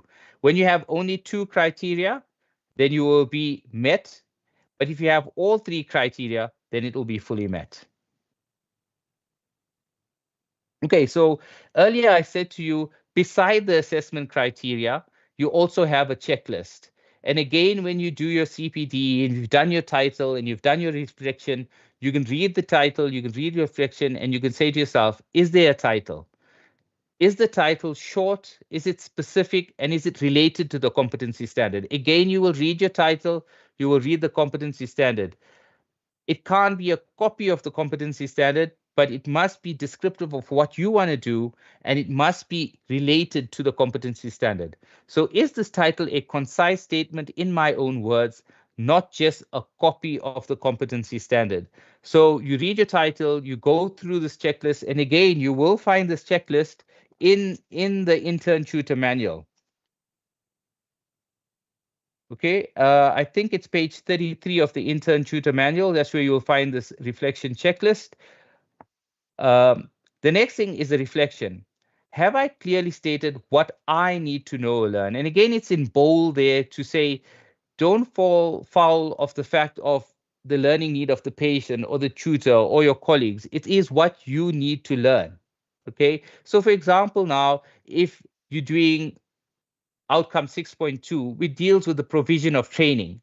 And if the learning need of your colleagues is how to administer a certain new medication that came into the pharmacy, or how do you dispense it, or how do you how does the doctor need to prescribe it, or is there any special forms they need to fill in, or whatever it is, if your colleagues don't know that, and outcome 6.2 deals with the provision of training, if you start describing that whole process and why you need to learn that process, then your learning need is what you intend to train on. Your learning need is not how do you provide training.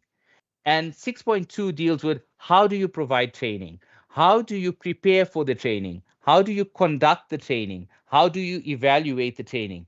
And what you're training on is just a little part in there. But if your whole CPD is focused on what you intend to train on, then it's clear and obvious that your learning need is not how to provide training. Your learning need is how to do that activity, or how to use an asthma pump, how to use an insulin syringe or insulin pre-fill pen, or that type of a thing. Your learning need focus upon that and not the provision of training. So have I clearly stated what I need to learn? Is it my learning need? Have I stated my learning need in the first person? I need to know, I need to learn, I hope to achieve. Have I stated what I have identified this learning need for myself, and not just stated that it is a required outcome? So again, here we understand that it is a requirement for you to do 6 CPDs. It is a requirement for you to do 1 CPD from each domain. But it is not acceptable for you to write in your reflection, I did this domain because it is a requirement for Pharmacy Council for me to be competent in CPDs, and therefore I had to do this domain. So you have to have your own personal learning need. Your personal learning need cannot be, it's because a required outcome, and I have to do this competency standard, so that's why I had to do this. It has to be your own personal learning need from your practice setting. So you can't just say that it is a required outcome, and so therefore I have to do the CPD. Have I made sure not to include details of planning and implementation here? So this is just the reflection section, and we're talking about the trigger scenario. We're talking about what you hope to achieve. We're talking about what is your personal learning need. So those are the aspects or the bones that you need for this particular section. When we go to the planning section, we'll see there's different criteria for planning. When we go to implementation, there's different criteria for implementation. So your reflection, you have a certain amount of characters and a certain amount of space to fill in your reflection text.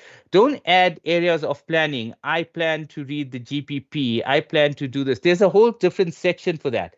Let your reflection focus on aspects of reflection. You won't be saying in your implementation, I will dispense a script, I will do this, I will do that, or I have done that, as though you have implemented it already. So make sure that details of planning are in the planning section, details of implementation are in the implementation section, and you're not adding those sections into your reflection. So have I made sure not to include details of planning and implementation here? So when your tutor reads it as well, they may be able to advise you to say, but don't you think this is an aspect of planning? Should this not go into the planning section? Isn't this an aspect of implementation, explaining what you did? It's not reflection in terms of what you intend to do. Should this not be in the implementation phase? So make sure that you include details of planning and implementation here. You do not include details of planning and implementation in your reflection text. Okay. Sorry, Ibrahim. Yes. I'm proposing that we take a break here. I think it's long that we have been seated. We will take a short one. It's 11:07 now. Let's come back at 11:15. Thank you. Okay, thank you.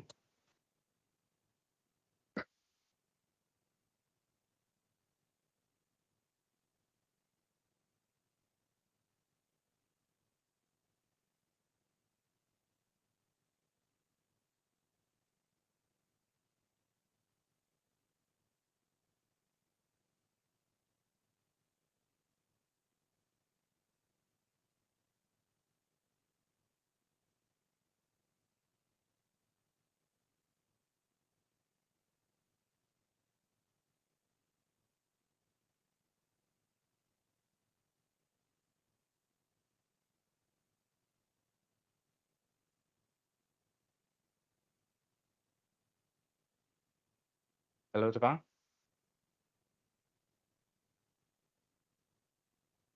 Hello, Tabang.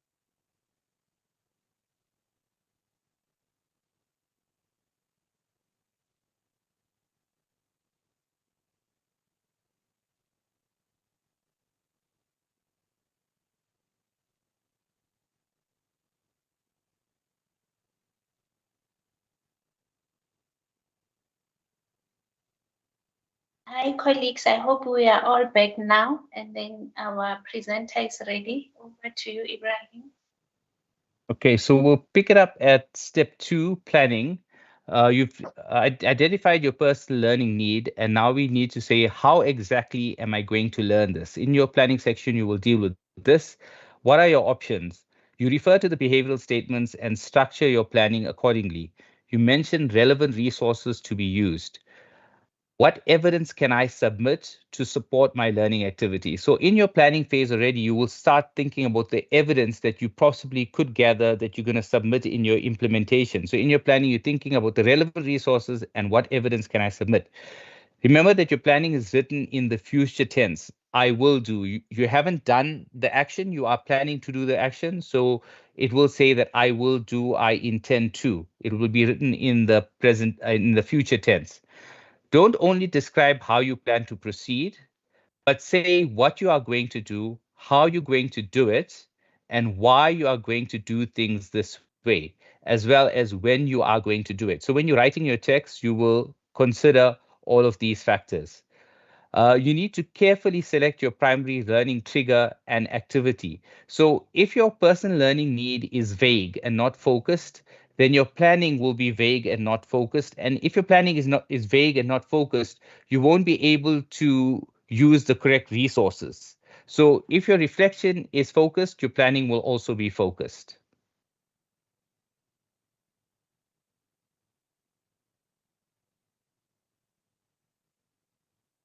Okay, so what is the assessment criteria for planning? Again, we'll start at the bottom to see what a fully met criteria is, and we'll work our way up so that we know what is the expectation.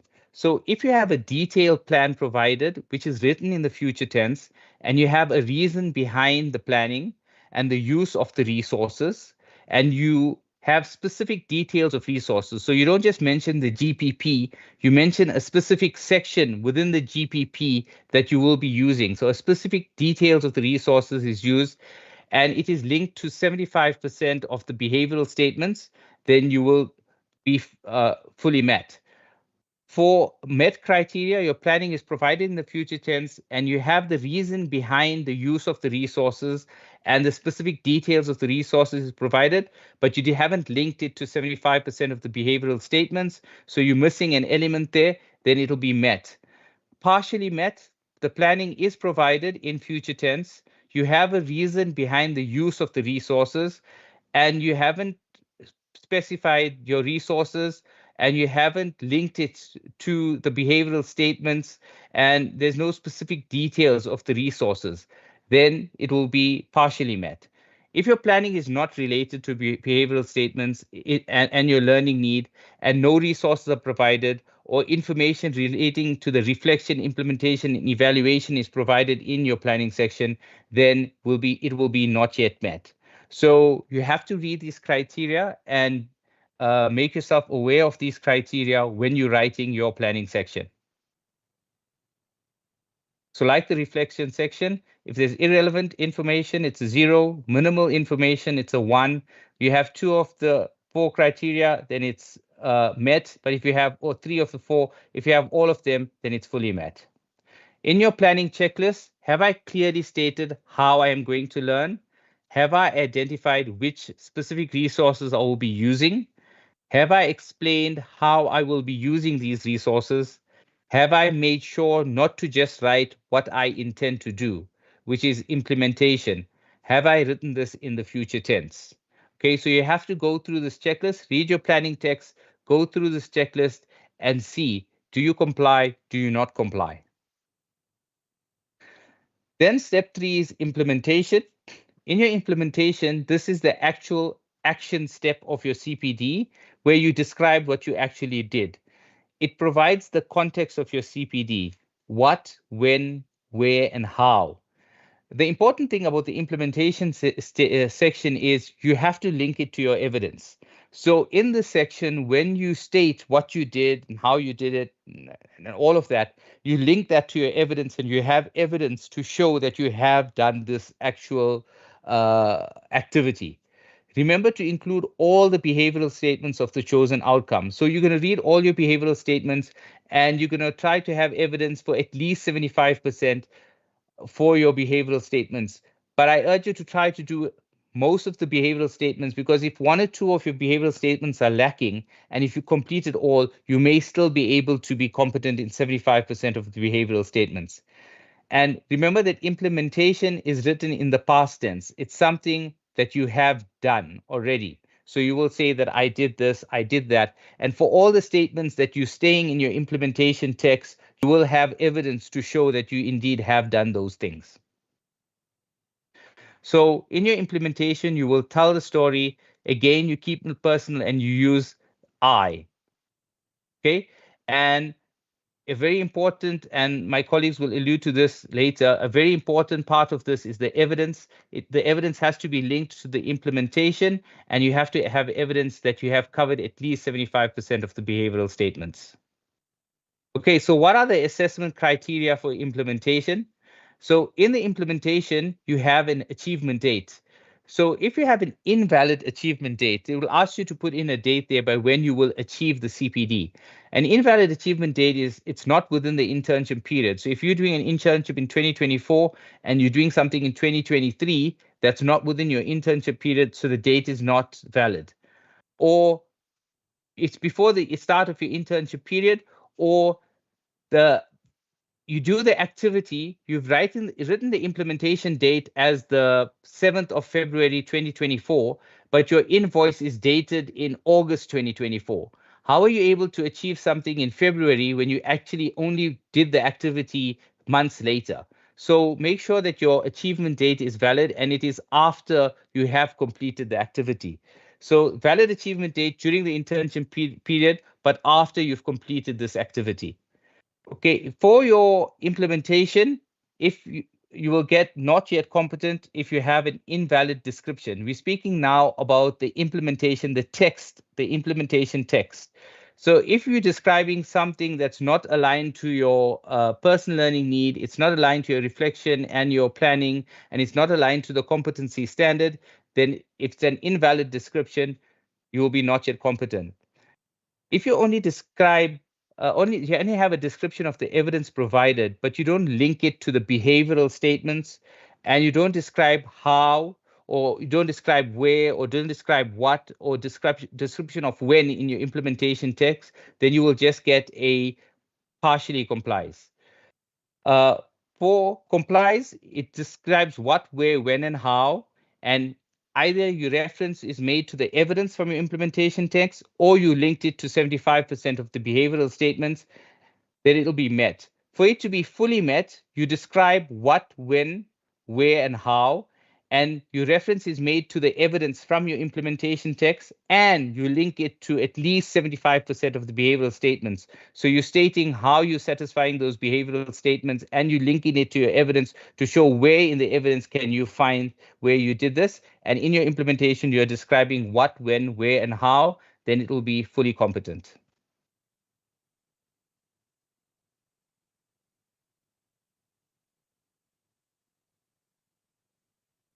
Okay, so when we look at the evidence, we have now the evidence, and the evidence corroborates that you have actually done these things that you have mentioned in your implementation. You have performed these behavioral statements.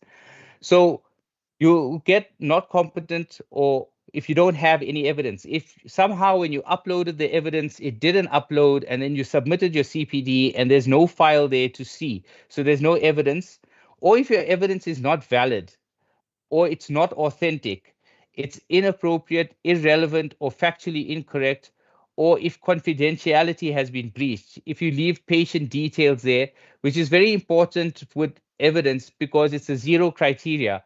If you leave patient details on any piece of evidence, it's an automatically not yet competent. If you're not competent in your evidence, you will be not competent for the whole CPD. So just make sure, and my colleague will speak later on more on evidence, make sure that there is evidence, make sure that it is valid, make sure it is authentic, it is appropriate, it's factually correct, and your confidentiality has been maintained. If you have valid, authentic, current, and sufficient evidence to show at least 75% of the behavioral statements, but you did not annotate. Annotating your evidence is where your evidence speaks for you. You're not present, you submit the evidence. You need to be able to explain what that evidence is showing and how it is satisfying that behavioral statement. So you have to annotate your evidence. If it is valid, current, authentic, sufficient to show at least 75% of the behavioral statements, and it's annotated, but it does not show which behavioral statement it is satisfying. So you haven't annotated to say which behavioral statement is this piece of evidence satisfying, and you haven't explained how it is satisfying that behavioral statement, then you will just get met. But if you have all of the criteria, it's valid, authentic, current, sufficient. That means that it covers at least 75% of the behavioral statements, and it is annotated, and it's annotated to show which behavioral statements it is satisfying, and it's how it is satisfying those behavioral statements. That's how you get a fully met criteria. Okay, so your checklist for your implementation is, have I described exactly what I did in my implementation text? Have I included the where, the when, the what, and the how? Have I written this in the past tense? Because remember, in your implementation, now you're describing something that you have already done. Have I referred to the labels of my evidence, the behavioral statements in the text? So in the implementation text, have I made reference to the behavioral statements to show that I'm satisfying this behavioral statement with this explanation? Have I checked that what I did matches my learning need? And have I checked that what I did addresses all the behavioral statements of the competency standard? So you will read your implementation, you will go through this checklist, and you will see that your implementation text has all of these elements in it. Very, very important to note that your implementation must be supported by evidence. So you can't state that you've done a whole lot of things, but when we open the evidence, there's no evidence that you have done it. So you have to have evidence to support the statements that you're making in your implementation to show that you have actually conducted those behaviors. Okay, so when we look at the checklist for your evidence, have I checked that I have sufficient evidence? And what do we mean by sufficient evidence? Is that have I covered at least 75% of the behavioral statements? Have I annotated my evidence so that it is clear why I have included each piece of evidence so that the assessor can read and see, okay, I understand why this evidence is here and what is the intern trying to say with this piece of evidence. So have I annotated this evidence? Have I annotated my evidence with behavioral statements? And does this match the behavioral statement mentioned under the implementation? Okay, so have I annotated my evidence to say which behavioral statements it is satisfying? And have I mentioned these behavioral statements in my implementation? It's very important. Is my evidence clear, readable? It's not loaded upside down, loaded as a single file, etc. So if your evidence is not legible, if it cannot be read, it cannot be assessed. So the assessor is forced to say not yet competent, because how can you assess something that you cannot read? And this is where the tutor can help you out, because once you upload the evidence, the tutor should be able to see that evidence and to see whether they can read that evidence. Has it been uploaded, and has it now become so blurred that you cannot read it? And is it uploaded upside down? Is it uploaded as a single file? If you upload multiple files, have you missed uploading a certain file? And then you think you've uploaded the file, but you haven't. And so that evidence is not part of your submission. So you have to make sure that that evidence is clear, because it needs to be assessed. Have I made sure that all patient identifying details, such as the name, surname, the ID number of the patient, has been hidden? As I said, you could have good evidence. It could be satisfying all 75% of the behavioral statements, but you have made a mistake and not covered a patient's name. You have breached patient confidentiality. It's then a 0 criteria. You will have to be marked not yet competent because you have breached patient confidentiality. So go through your evidence and make sure that wherever there's a patient name and anything to identify the patient, you blank that out. Remember that confidentiality deals with patients. It doesn't deal with prescribers. And I'm sure my colleagues after me will talk to you about patient confidentiality. Okay, so the last step of the cycle is the evaluation. And here you will focus here on your learning outcome. Here in your text, in your evaluation, you will answer the question, what have you learned? And basically, what have you learned related to your evidence? You can't start evaluating and making statements that you have learned things that were not part of your implementation, that were not part of your evidence. So make sure that what you have learned is related to the implementation and related to the evidence that you submitted, so that the assessor can see that, yes, you have learned this and it was part of your implementation, it was part of your evidence. After you have described what you have learned related to the evidence that you have submitted, how have you applied the skill? How have you subsequently used your acquired knowledge? So you will give an example of how you applied what you have learned. What impact that this new knowledge or skill has had on your practice setting? How have you acquired your knowledge and what impact has this made on your practice? And lastly, identification of further learning needs or future learning needs. So while going through the CPD, you might have discovered something that you've noted down to say that, you know what, this might be a good CPD to do later. It's something else that I might need to learn how to do. And that ties again to the cyclical nature of the CPD. Is while you're conducting these phases, the reflection, the planning, the implementation, you might have come across something that is a future learning need. So again, then you can write a future learning need. As far as possible, try to make your future learning need related to what you have learned. So if you have learned something and then you mention a future learning need, and you can't see any correlation between what you learned and a future learning need, the question is, how did you discover that this was a future learning need for you? So as far as possible, try to make it a future learning need that is in some way related to the CPT that you did. Okay, when you I'm sorry, Ibrahim, you can finish. Okay, so with your application, make sure that you provide specific examples to substantiate this application. Now, remember in your evaluation text, when you are writing about your application, this has helped me to dispense further scripts or compound different other products or whatever it is. You don't have to have this in your evidence. For your evaluation, you can just mention the application. You don't have to have evidence for the application in your implementation text. So only in your evaluation will you be able to say how you applied it, but you need not have evidence for that application. Okay, so what is the assessment criteria for your evaluation?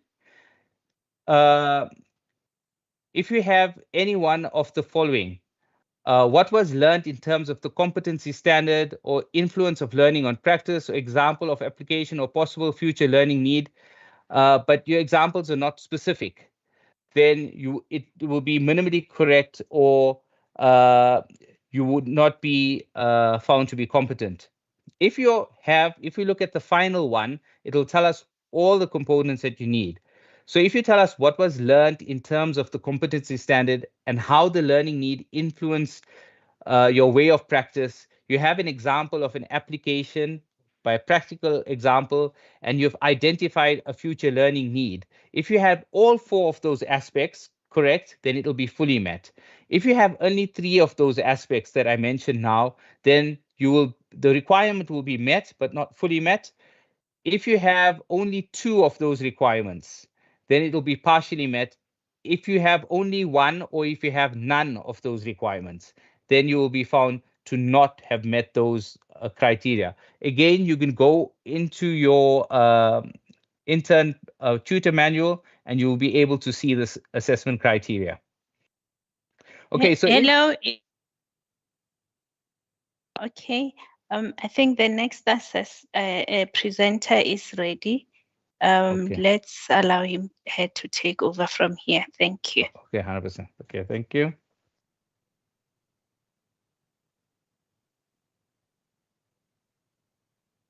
Okay, good morning, everyone. I just want to know if you can see my screen. It says evaluation with a checklist.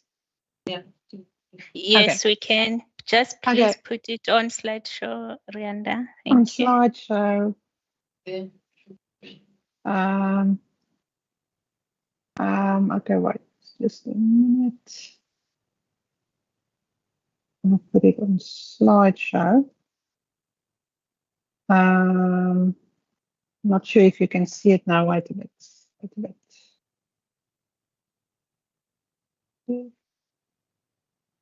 Window.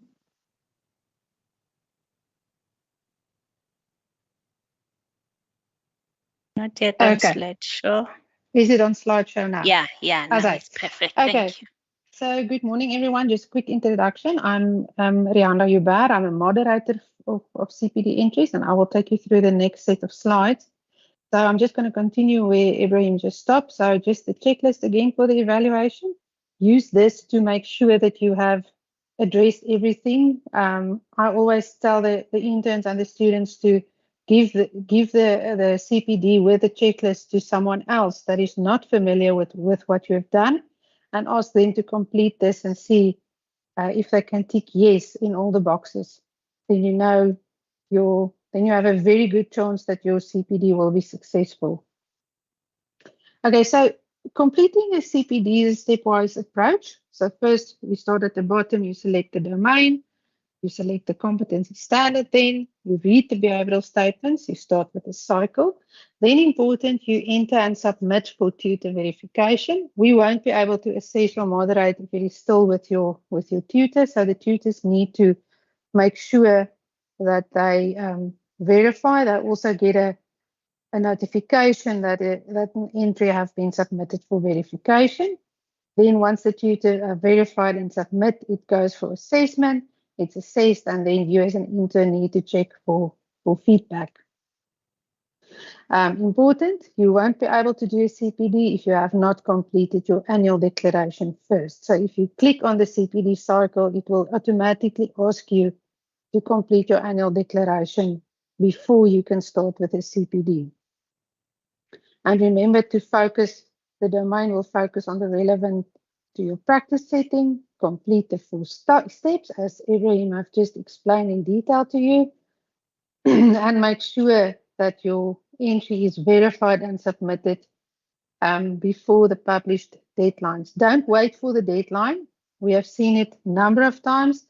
It happens that there's load shedding or the system is overloaded, and then your CPD is not submitted in time. So after you've chosen a competency standard, make sure that it is appropriate for your practice setting. Don't select something that is appropriate in community pharmacy and you're in manufacturing, or if you're in community, don't select something for manufacturing. Read the behavioral statements, decide on the appropriate and sufficient evidence you want to use, and then follow through with your CPD. Complete each phase of the cycle and make sure that it is relevant to the chosen outcome. And very important, refer to the checklist. I know when you were students, you always wanted to have a memo for everything. Your checklist is your memo. Remember, CPD is an individual activity that is linked to your learning needs. So there is no memo, but you have the checklist. So make sure you complete that or use that.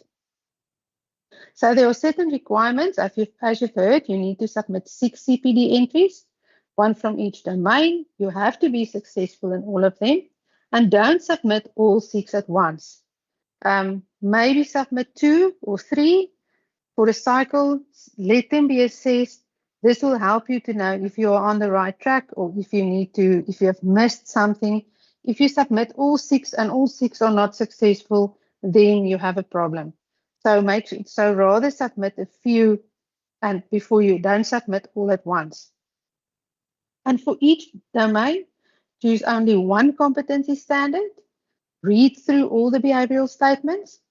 If there is only 1 to 3 behavioral statements, for example, the A, B, and C, then you need to provide evidence for all 3 of those behavioral statements, or all 2. I know 4.6 only have 2 behavioral statements. But if there are 4 or more, then you need to provide evidence for at least 75% of that. 75 is not the limit. Rather, try to provide evidence for all of them. Maybe me as a moderator think that 1 piece of evidence is not valid or not appropriate for a behavioral statement, and you thought it was, and then your evidence is not sufficient. And very important, consult your manual for the details of the behavioral statement. It is in Annexure B, it's page 61, if I remember correctly.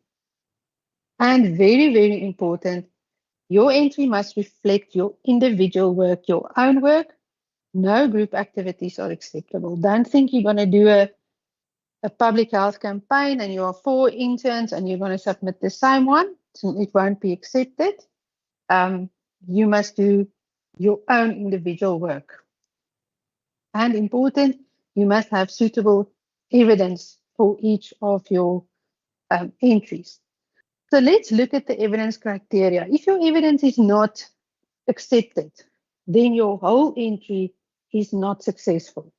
So evidence is the most important part. Remember, we are not there. We cannot see what you do. So with your evidence, you need to show us what you did. So the criteria for evidence is that it needs to be annotated. We're going to talk about annotation. It must be current, valid, authentic, and sufficient. And we're going to move into each five of these criteria now. So what do we mean with annotation and annotated evidence? It is a meaning to give, or a mechanism to give meaning to your evidence. It should be easy to read. A lot of interns make use of text boxes, which is a good thing. It should justify why it is included. It must be planned and meaningful, and it must provide links to the behavioral statements. That is very important. And it must also tell a story. And the story that it tells is, what have I done to show my behavior? It is not a label. It is not a single word. I'll show you an example now. It is not scribbles on evidence, and it is also not lacking links to the behavioral statements. So let's look at meaningful annotation and annotation with no value. So on the right-hand side, there's a date, 20/02/2024, and the annotation is, this is the date of the prescription. So what? Very well, very nice. On the left-hand side, we have a meaningful annotation. And that annotation is, for the prescription to be valid, it must be presented for dispensing within 1 month after it was written. This prescription is thus valid. So this is a meaningful annotation. It tells us it's a date, and it tells us why this date is important. Let's look at an example of an invoice. So if you just put this invoice in your evidence, this does not tell me anything. It tells me that this pharmacy ordered in-app tablets and they received two packets of it. But so what? What does this tell us about what you are busy doing with? So how are we going to annotate this? So this one, you will see this is also not very clear. You can see there's scribbles on, there's the name of a pharmacy, there's the account number, medicine ordered, expiry date, batch number. But this still does not tell me anything about this invoice. Why is it important that the name of the medicine is there and the expiry date and the batch number? So this one is a little bit better. This one is actually typed, so it's better to read. So we have on the top, invoice from the wholesaler. Okay, so this is the document I'm looking at. We have the typed, it's a batch number, expiry date, the name of the medicine, and at the bottom, the medicine was stored after it was received. So this is a bit better, but let's look at this one. So you can see at the top, the CS 3.2E, the end of the procurement, the end phase of the procurement of medicine. So we can see it's competency standard 3.2. We can see that it is behavioral statement E. Then I check the name of the pharmacy on the invoice and the parcel to ensure that it is for the correct pharmacy. We have the batch number. Why is the batch number important? I compared the batch number with the batch number on the parcel to ensure that it is the same. This ensures batch traceability. There's the expiry date. Why is it important? I check to confirm that the product is not short dated. I use it to pack the medicine on the shelf according to the FEFO principles. The name of the medicine, why is that important? I check the name, strength, pack size, and price. And then at the bottom, the parcel was issued in good order. It was not damaged or short dated. It was captured onto the system to update the stock levels. It was stored on the shelf under 25 degrees in an alphabetical order as per SOP. So this piece of evidence can tell me exactly what this intern did and how they've used this evidence.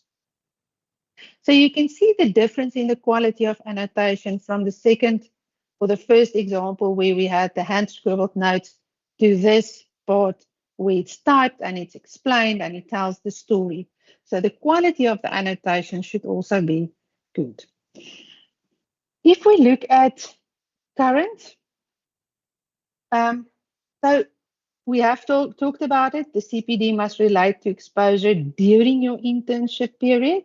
So therefore, the evidence should also be collected during your internship year or years. Don't include evidence from undergraduate years. Now, some of you might ask, what if I use a reference as a GPP that was updated in 2015? That is fine because it's a resource, but you won't use an invoice or a prescription or a extemporaneous compound that you made in 2023 or 2022. It should be during your internship year. If you're an academic intern and your internship continues over more than 1 year, then it is still during your internship year. If you collect data or not data, evidence in December of this year and you only submit it in January, it is fine because it is still during your internship years. Evidence should be valid, so it must pertain to the specific competency being addressed. If you do competency standard 3.4, which is medicine dispensing, but now you submit, let's say, an invoice, or you submit a policy, or you submit a presentation that you did, then it's not valid to the competency standard. And if your evidence is not valid, then your whole competency is not accepted. Then your whole CPD, your whole competency standard is not accepted. If there's factual or calculation errors in your evidence, it is also not valid. And it must also be, the evidence that you use must only be for one competency standard. So don't use the same prescription for 3.4 and again for 5.3, where you do ethical and legal practice, and again for, say, for example, 4.6, where you want to do an SOP for dispensing. So don't use the same evidence more than once. You are allowed to use the GPP and the acts, and that is fine. That's resources that you use. So that you will probably use more than once, but don't use a specific piece of evidence like a prescription or a compound or a presentation for more than one competency standard. So remember, if your evidence is not valid, then it doesn't matter if it is current, sufficient, or authentic, or annotated, your competency standard will be not successful. Here again, if you want to say or want to tell us about how to fry an egg, and your evidence shows us how crispy the bacon is, then it's of no value, and you will not be successful. Authentic evidence, it means that your evidence must be your own work. And in the past, the tutor had to sign your evidence to make sure or to prove the validity or to show the authenticity, but now it's done online. So by verifying online, the tutor say that this is authentic and this is the work of my intern. So make sure that your tutor verify your entries. There's deadlines for tutor verification. It have been communicated to you, and make it your own responsibility to check that your tutor verified. Tutors should not ask someone else to log into their profile and verify. The tutor themselves must do it. And I know it happens out there. I also have friends that's tutors. So make sure that you as a tutor verify your intern's work, your name is linked to that intern. Sufficient. You have heard about sufficiency and the number of pieces of evidence that you need to supply. So as I've said previously, if there are 4 or more behavioral statements, then the evidence must cover at least 75% of those behavioral statements. So if it is 4 behavioral statements, then you need to have proof for 3 of those behavioral statements. As I've said, it can't be used for more than one competency standard, the evidence. Please do not submit the complete legislative document, the whole Pharmacy Act or the whole Medicines and Related Substance Act. Don't do that, please. Just the relevant part to your activity.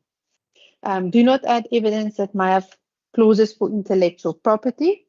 For example, for manufacturing interns, who submit evidence that it's confidential to that site. So be aware that you don't do that. So make sure you have enough evidence and focus on the quality of your evidence and not the quantity thereof. You can submit evidence, a document with evidence of 60 pages, and it might not be sufficient. So focus on the quality of your evidence. Okay, so let's do a quick poll. So you can either scan the QR code to access the poll, or you can click on the link provided, and then you answer that question. If you choose a competency standard that has 8 behavioral statements, how many behavioral statements must you satisfy to achieve 75% of those behavioral statements? So we'll just see, we're going to get the results on. I think the communications office will show us the results. Should I unshare it, Tabang?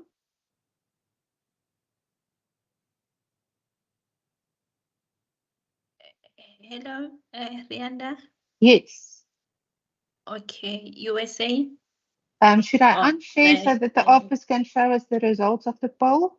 There we go. Yeah, I think Natalie will share. Okay, Natalie, if you can show us the results. So if you have 8 behavioral statements, how many behavioral statements do you need to satisfy to achieve 75%? I can't see the results yet. Mm.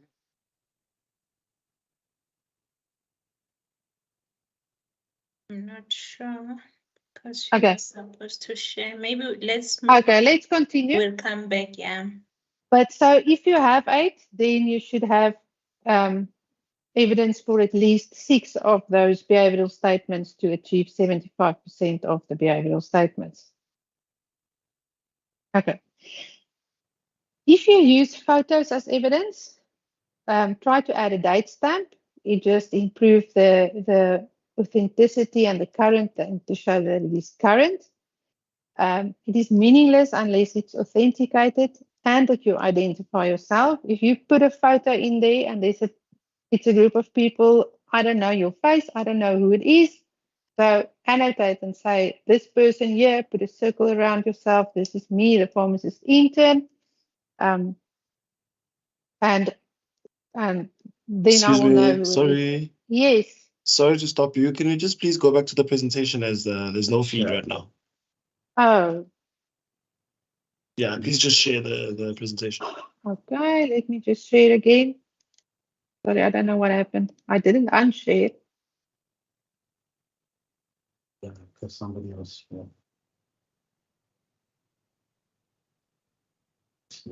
Okay, there we go. Okay. Okay. So again, just the photos. Add a date stamp. Remember, it can be anyone in the photo. We don't know you, but remember to maintain patient confidentiality.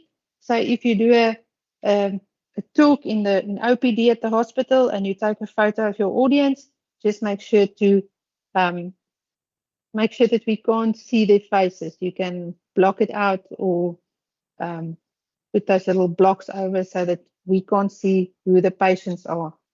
If you use reference sources such as the SIMF or the GPP or the MIMS, make sure to reference that document, provide the name of the document, the edition, the page numbers that you use or the section numbers, indicate what it shows. Does it only show us that you know how to use a scanner or a photocopier? So that is why annotations are very, very important. If you make a copy, if you don't want to write in your book, make a copy, scan it in, type on it, highlight, but make it a working document so that we can know why it is important. The same with delivery notes or invoices. What does it show? It was delivered, but who received it?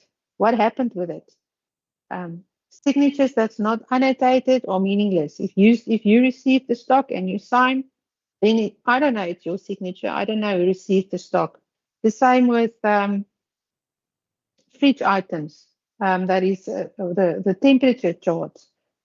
If you just put that in, so what? Who captured that? Who recorded that? Why is it there? Why is it important? The same with SOP. So annotate and make sure that it is clear what do you mean with that piece of evidence.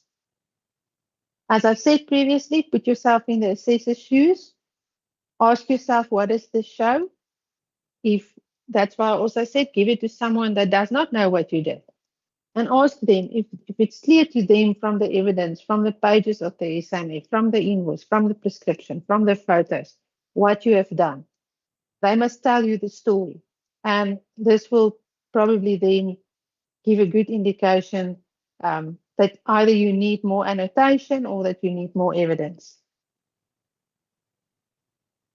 So please, no glossy photos. If you use photos, please do not upload your evidence upside down. It shows your professionalism. If your evidence is uploaded correctly and neatly, it must be clear and legible. Mr. Hussain said we can't assess something if we can't read it. So make sure that it is easy to read. And this is again where verification comes in. So the tutor needs to open the evidence document and look at all the pages and make sure that you can read what is on there. A lot of times the pages from the SIMF or the MIMS and even the patient information leaflets, those inside or the product information leaflets, it's very unclear to read because it's very small print. All your evidence must be in one document. So combine it all into one PDF. And then very important, annotate, annotate, annotate. Link your evidence to the specific behavioral statement. Show with your annotation why or how the evidence satisfies the behavioral statements. Identify your own signature. Remember, we do not know you. I don't know. I can maybe see a name when I open your entry, but I don't know you all. So make sure that it is clear who the people are, if there's people in the part of your evidence and the signatures, etc. So let's quickly think about what kind of evidence will you provide if you are providing information to a patient. Maybe a prescription. What else? Maybe a patient assessment sheet. If I'm providing evidence to a group of people, what would I then include? An attendance register, my presentation, my reference materials that I've used, feedback. So remember, there's a difference if you provide evidence to one person or and a group of persons. The same with if I'm consulting with a prescriber or when I'm consulting a patient. So if you add an attendance register, the presenter's name must be there on, the date that this presentation happened, the venue, where did it take place. Remember, only one presenter, so not the group of interns at the hospital, you alone conducting this activity. Feedback after the presentation, it should reflect the knowledge and the understanding of the audience, not only rating you, yes, you did, the presenter was clear, it was loud enough, it was not too fast, it was too slow. It must also be about the content of the information that was given. And remember to annotate this and to link it to the behavioral statements.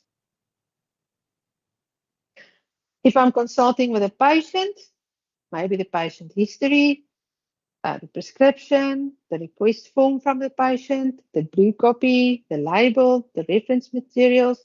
But now I'm consulting with a doctor. Why did I consult with a doctor? For example, it was for the prescription. What did I use to prepare myself for this consultation with the doctor? The reference material, the telephone number of the doctor, the time of the conversation. If you have someone that can verify that they saw you, or they witness you, or they were present when you consult the prescriber, it will add value. Remember, a photo of you holding the telephone, it does not prove that you have consulted or communicated with a doctor or even with a patient. If the references that you use should be scientific, don't use Wikipedia. That's not scientific. And you must also annotate them and link them to the behavioral statements. And you must include the page number and the edition. If you use the SMF, you say the 13th or the 17th edition and the page number, etc. So sometimes I attend a meeting. So what can I add? What can I give to show that I've attended a meeting? I can put the agenda in. I can put the attendance register in, the minutes of the meeting. But very important, what was your contribution to the meeting? That should also be included. Sometimes the interns use the PTC committee meetings. But what was your role there? Did you present there? What did you present? How did you participate in that meeting? That is very important. If you just say you attended, then you did not participate. So make sure that this is where the reading of the behavioral statements are very important. I will be working with data to do the research competency standard. So what is the reason for the data collection? Did I do screenings? Where there's some data analysis? So make sure that it is clear why the data is included. So just to re-emphasize the checklist again, evidence must be sufficient. You must annotate them. Is the annotation linked with the behavioral statements? Does it match the behavioral statements? Is it clear? Can I read it easy? Is it not upside down? Have I made sure that all the patient identifying details have been hidden? Remember, if I look at evidence and there's a way that I can identify or get hold of that patient, then you have breached patient confidentiality. So in summary, evidence is proof of what you did. Not just I've read an article, not a theoretical scenario, I've watched my tutor doing this. It must be something that you have done yourself. It must convince the assessor and the moderator that you have performed the activity. It must be professional, clear, neat, not just scribbled on a prescription. Don't write there, I found the doctor to confirm the dose. It doesn't mean anything to me. So make sure that it is professional, that it's neat, that it's clear, that it's convincing that you have actually did this task or did this exercise. Important, you have performed it. Okay, let's see if we can get the all right this time. So we have a trigger incident. This is where we're going to look at an example of a CPD. I was asked to participate in a public health campaign. So which domain would this learning trigger align with? Is it 1, 2, 3, or 4? Let's see if you can access the poll. I'm going to stop my slideshow now so that Natalie from Council can show us the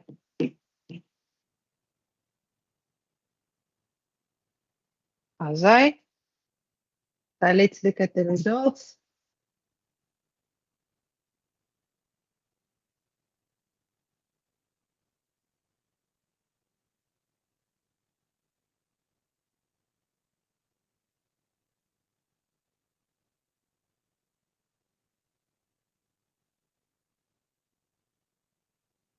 Yes, so it's the responses are coming in, and I can see that we have the majority indicate that it is domain 1.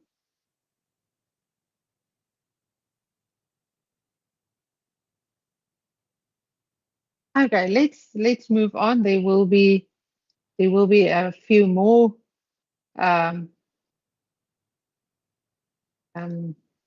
polls that you can participate in.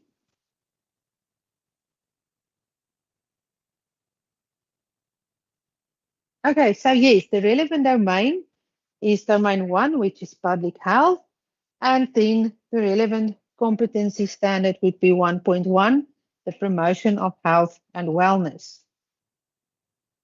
So if we look at the structure of domain 1, you will see one is domain 1 covers public health, and it includes competencies that are required in both the public and private health care sectors to promote health and wellness through the provision of healthcare information and education. So 1.1 is promotion of health and wellness, and you will see there are 4 behavioral statements. Provide advice on health promotion, provide advice on disease prevention and control, provide advice on healthy lifestyles, and participate in public health campaigns. So there's 4 behavioral statements. So we will need to provide evidence for 75% of them, which would then be 3 of the 4. And note the wording, it's provide advice. Not just show me, here's the advice, provide it. So we will need to see how did you provide the advice. Okay, let's move on. So it's public health, promote health and wellness to the public and other members of the healthcare team.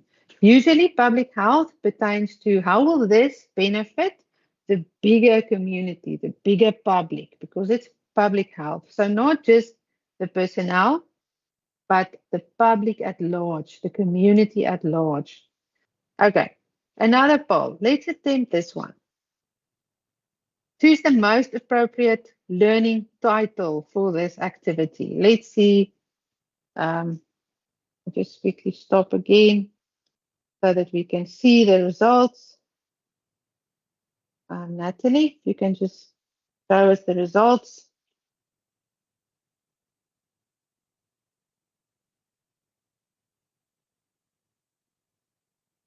Oh, there's no responses yet.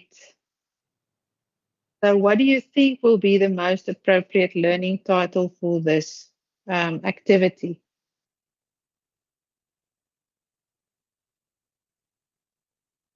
Will it be participating in COVID-19 health campaign at Steve Biko Academic Hospital?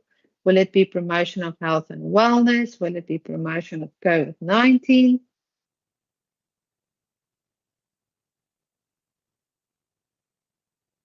I'm not sure if the interns can access the form.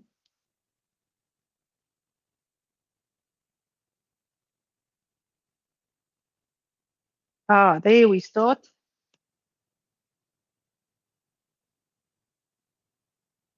We have a few for promotion of health and wellness. Is that specific?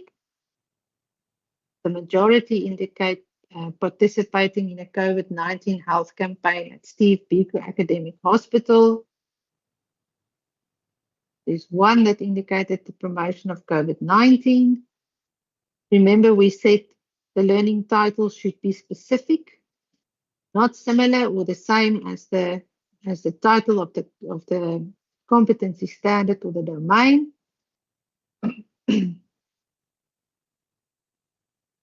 Okay, let me share my screen again. Okay.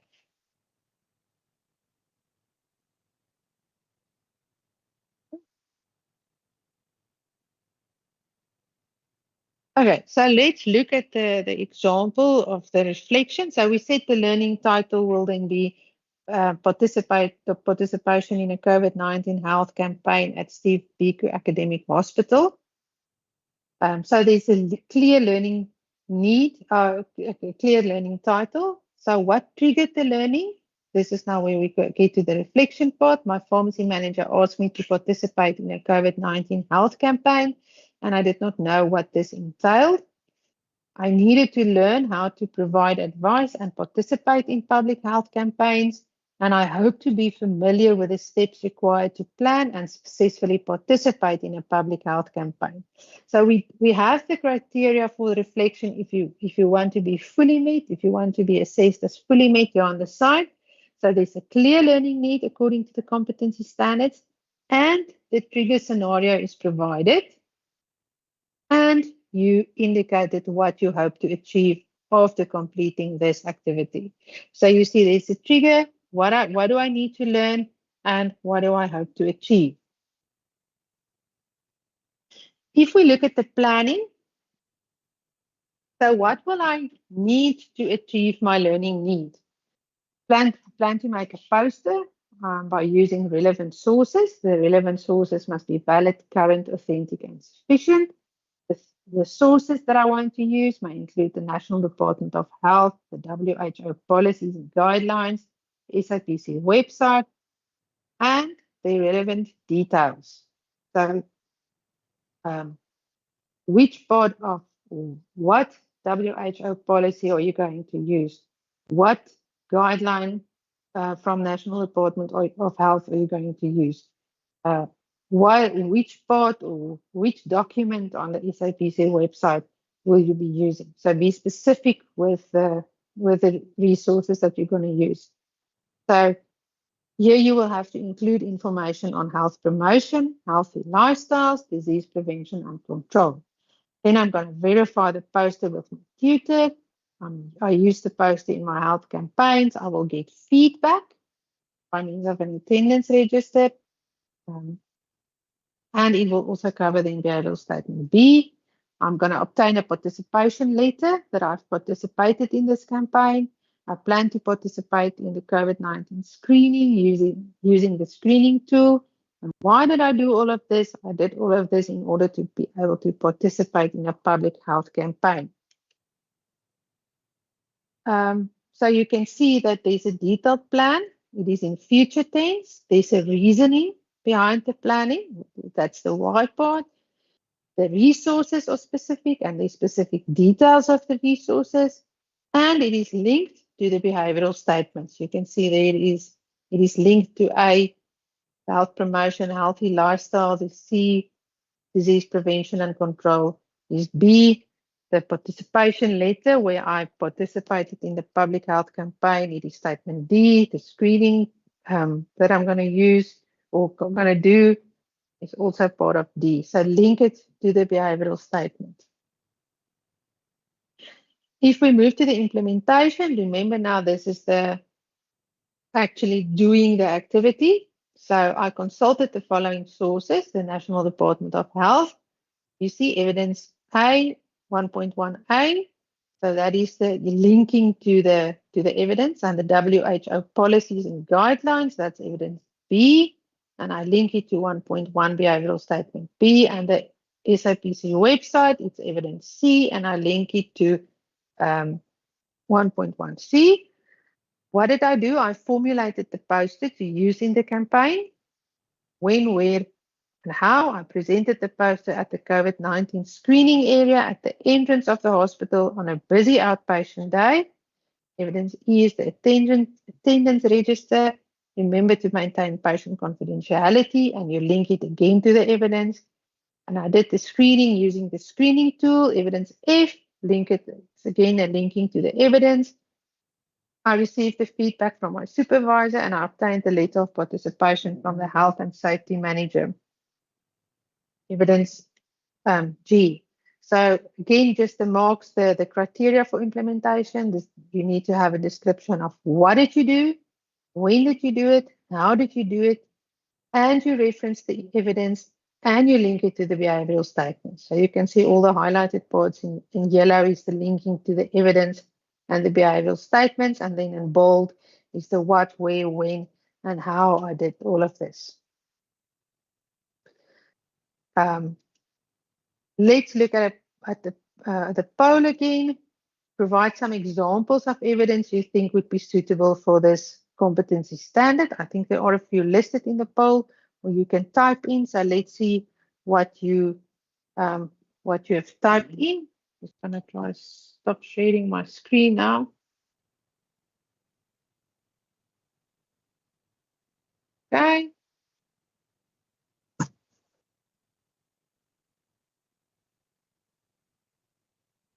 A photo of the attendance register with annotation to the link to link the appropriate behavioral statement, annotated copy of the poster designed and used. Let's see if we get some more responses.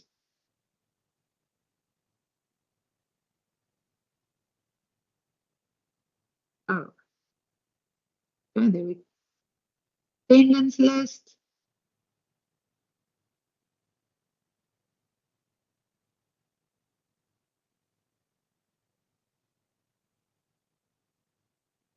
Another one that said attendance register, questionnaire, pictures of the intern presenting a poster at the campaign, posters, consent. Oh, there it comes again. So a lot of you said questionnaires, a photo, attendance register, pictures of the resources. Okay, let's continue due to time being limited.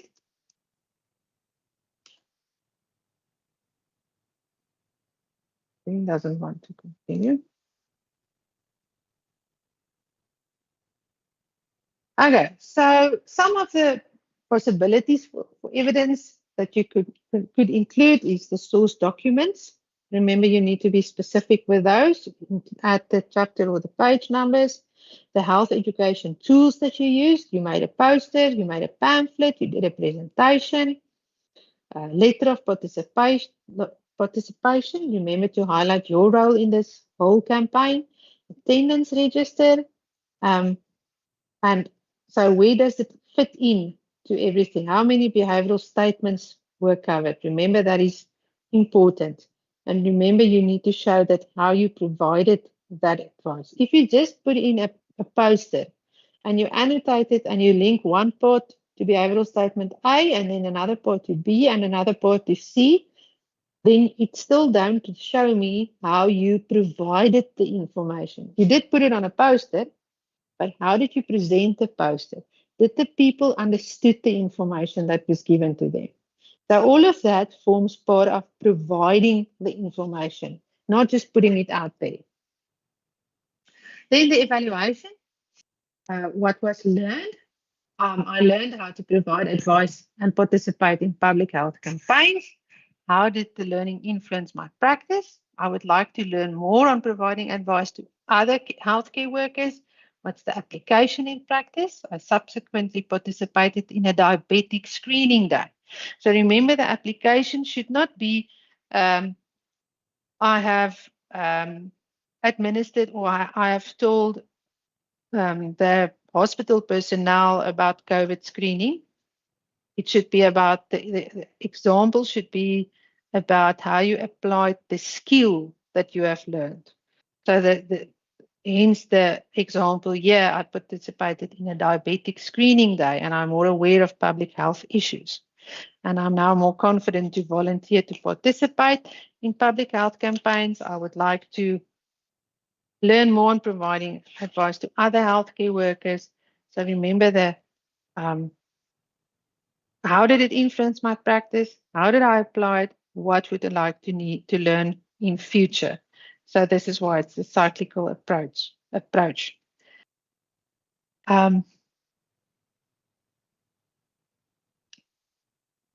Okay, I think now I'm going to hand over to Prof. Nadine, or should I continue? Okay, I'm ready. Okay, can I do you have control of my screen, Prof? Then you can. I just put share on from my presentation. Okay, so you are sharing now. Is my screen up on the? Yes, I can see feedback from assessors. Okay. Well, hello to all the interns and tutors there. So you've got me between lunch and finishing this presentation. I know it's not the best time of the day to be listening, but we are running late, but there's some really, really important information that I need to share with you at this end of the presentation. Just to introduce myself, I'm Nadine Butler, and I'm also a moderator of the assessed CPDs.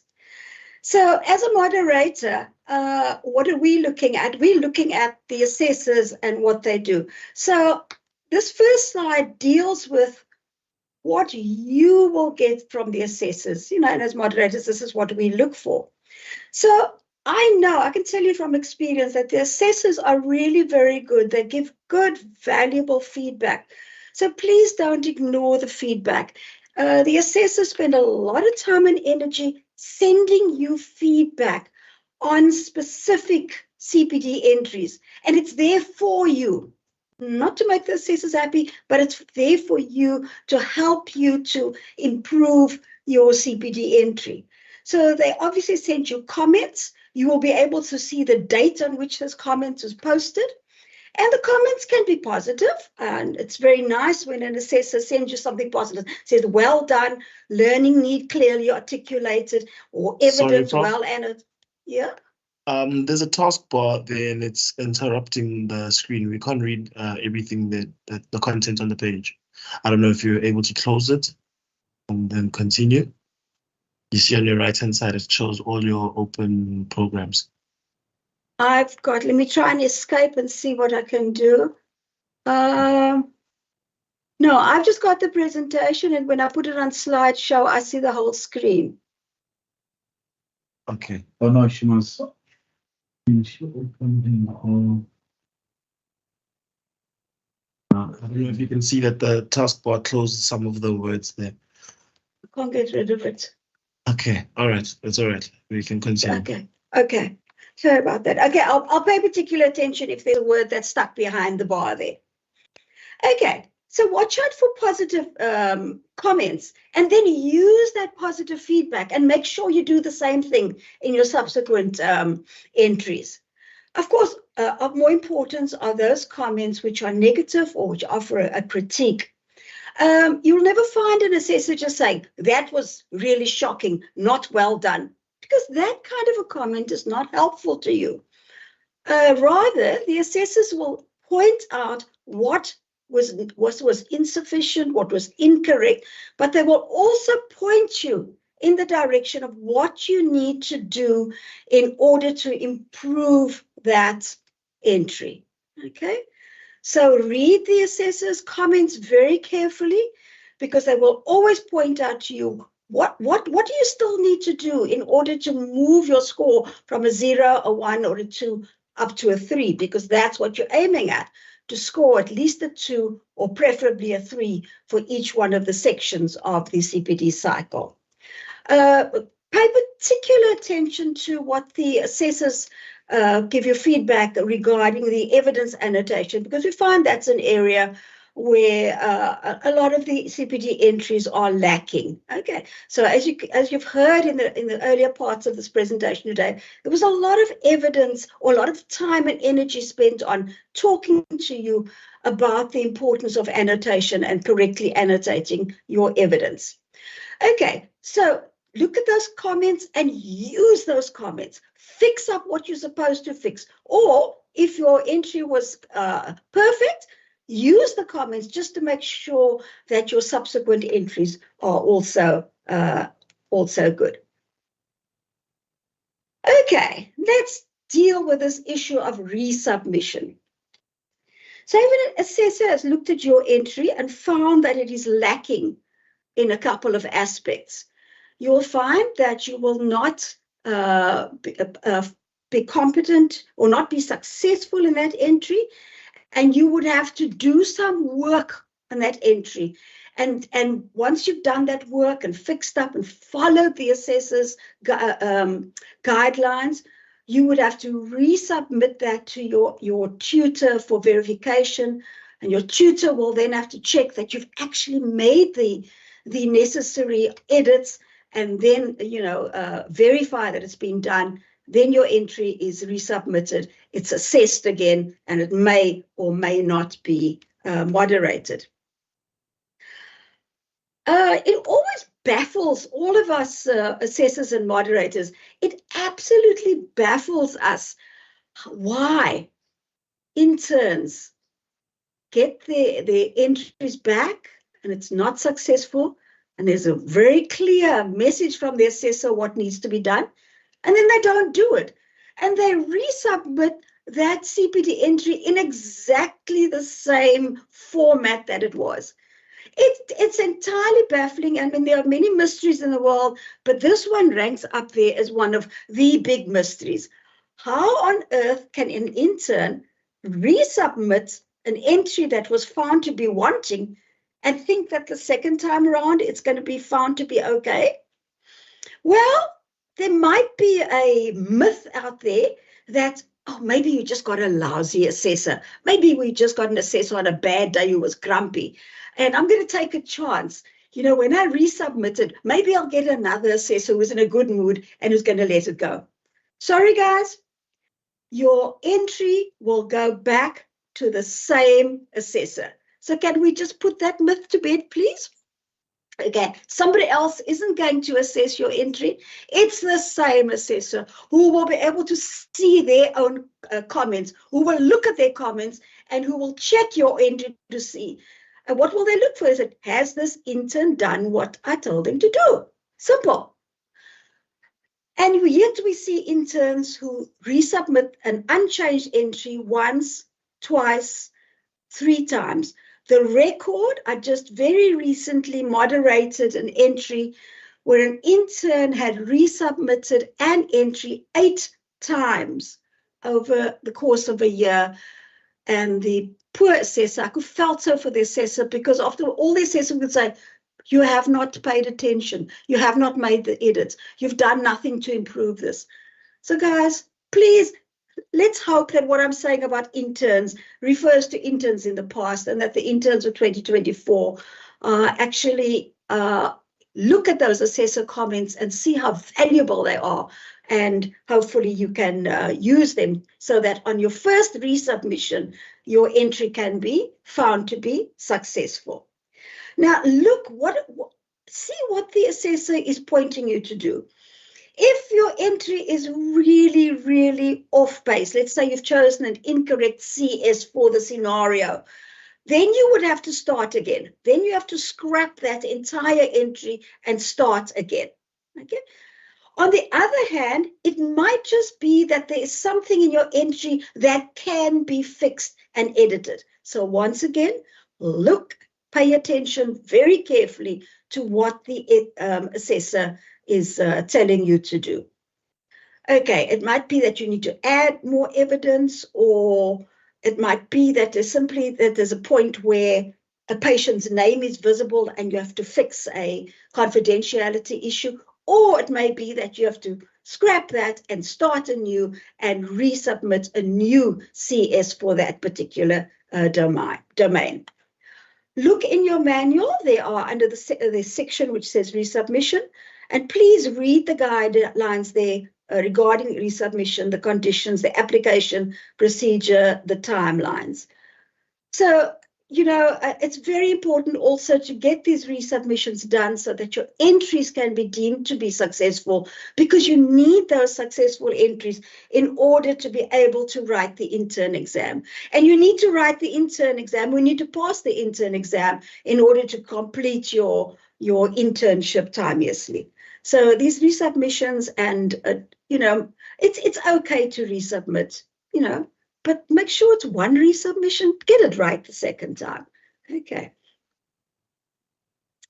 There's an insert here to show you what you would see on the CPD results. And not very clear. If you look at the green ovals here, if your CPD entry was unsuccessful, at this point here on the screen, it will say awaiting submission. So if you see awaiting submission, it means you have submitted an entry, it has been assessed, it has been sent back to you, and it's awaiting you to fix it up and resubmit it. Okay. And with that, the green oval at the bottom will say not yet successful. Okay. So if you see those words on your screen, you know you've got work to do. If your CPD entry has been successful, on the top here, there's the top red oval, it will say submitted for compliance. And that's always a message to use to say that your entry was successful, and now it's submitted for compliance, because compliance means that you have submitted 6 entries and they're all successful. And at the bottom here, the middle red oval there says successful. Okay, so that's what you want to aim to see on your screen, submitted for compliance and successful. After I've mentioned to you, there isn't a lottery. You can't hope for a lenient assessor or a sleepy assessor. Not going to happen. It's going to go to the same assessor. So you're allowed to submit 9 CPD entries without paying. That's 6, and there's leeway there. You're allowed to resubmit 3 of them. So 3 unsuccessful entries, you can submit 3 entries once, and that makes you 9. But if you go beyond that, okay, if you start resubmitting and resubmitting and resubmitting the same entry, and your tally is more than 9, you're going to have to start paying. And 307 Rand. Well, 307 Rand can get you a date night. And I'm sure you'd rather go on a date night and order 2 burgers than pay Competency Council 370 Rand for an entry because you've gone beyond the 9. So it's in your hands, guys. So remember that you're just going to cost yourself money. So pay attention to the assessor comments and make sure that your first resubmission is your final resubmission. The concept of professionalism was touched on this morning, and the issue of plagiarism. We are professional people, and it's something to be extraordinarily proud of, to be proud of yourself for having come this far, embarking on your journey, your lifelong journey now as a professional person, as a pharmacist, as a person registered for Pharmacy Council. And plagiarism, the behavior of plagiarism, of using somebody else's work, is not the hallmark of professional behavior. Now, all of you have just exited university, so you all are familiar with how your assignments were submitted to anti-plagiarism software by your lecturers. Most universities use Turnitin, and Pharmacy Council is very far advanced in terms of having that kind of anti-plagiarism software. And as you heard earlier, it is going to be implemented in this year. And in the very early stages of your professional career, you do not want to stain a blot on your good name and your professionalism. Guys, it's just not worth it. It's actually far simpler just to do your own work and not to depend on somebody else's. Penalties, and they will be severe. And, it's really not the time to want to be playing Russian roulette with your professional future by plagiarizing. Okay. And I think if you can adapt your mindset and not be down and negative about the CPD requirements, and, oh man, it's so tough and I've got to get through it. But to look at it and say, this is the first step on my professional journey. And I'm going to be submitting CPD entries every year as long as I'm on the Pharmacy Council's register. So let me get into the habit. Let me do it properly. And I'm just setting myself up to be part of this movement and part of fulfilling my professional obligations towards CPD for the rest of your professional life. One of the issues that's also been touched on, confidentiality. And I just want to say one thing to you. Think about yourselves as patients. Let's say you consult a medical practitioner for a condition. Let's say it's a sensitive, a very private condition. How would you feel if your prescription, which shows your name, is used as evidence, and people who don't know you goes, huh, oh, I recognize this name. Oh, that's interesting. Huh, wonder how they got that disease. How are you going to feel? I don't think there's any one of you out there that's going to feel happy with a scenario like that.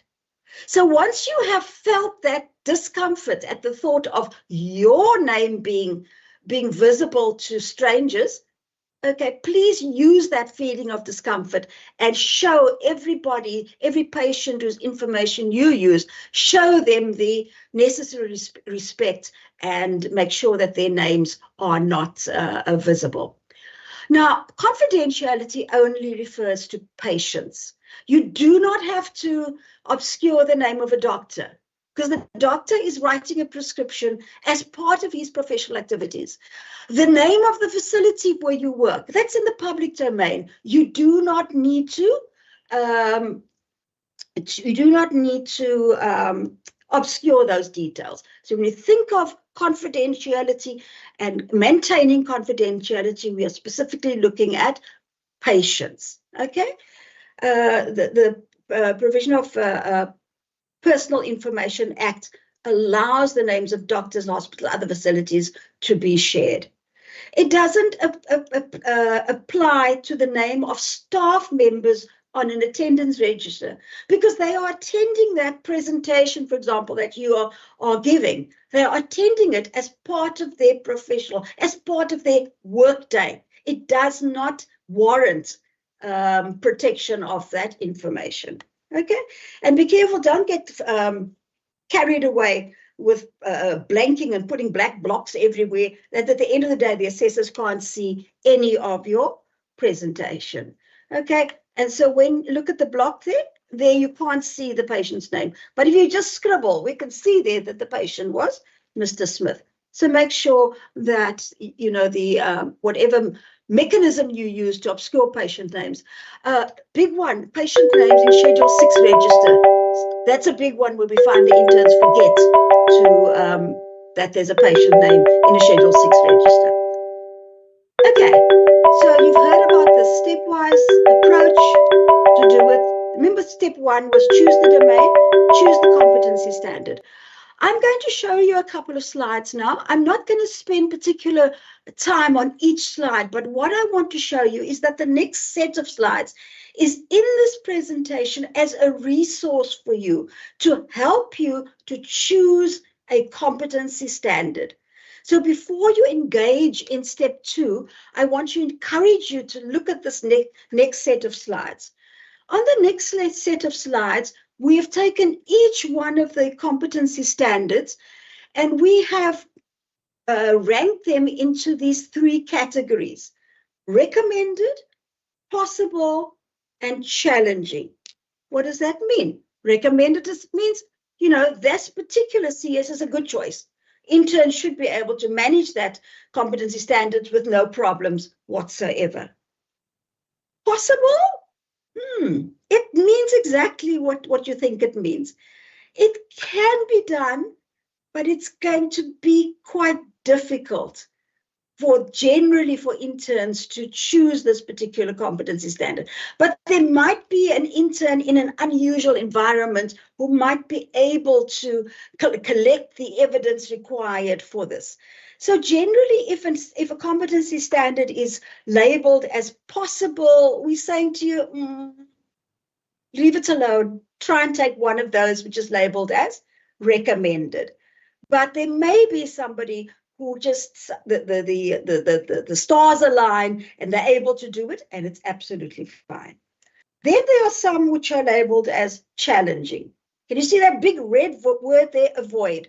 Okay, we've done the hard work for you and we've said, just leave it alone. Don't do it. You can't do it. Given your scope of practice as an intern, you will not be able to collect sufficient evidence to meet the requirements for this CS. Remember, right at the beginning, you were told that this competency framework is for all pharmacists. It's not only for interns. So obviously, there are some competency standards which, as interns, you will not be able to. And we have labeled those very clearly as challenging. So I'll show you, this is how these slides go. We take a domain by domain. We can see in the left-hand column the competency standards, the decision-making aid. Let's just take an example here, 1.2. We've said that was challenging because it may be that it's about, PTC meetings would be a good scenario there. But in reality, very few interns are actively involved in PTC committee meetings. They might attend them. And so you will not be able to provide the evidence to show that you actively participated. Okay.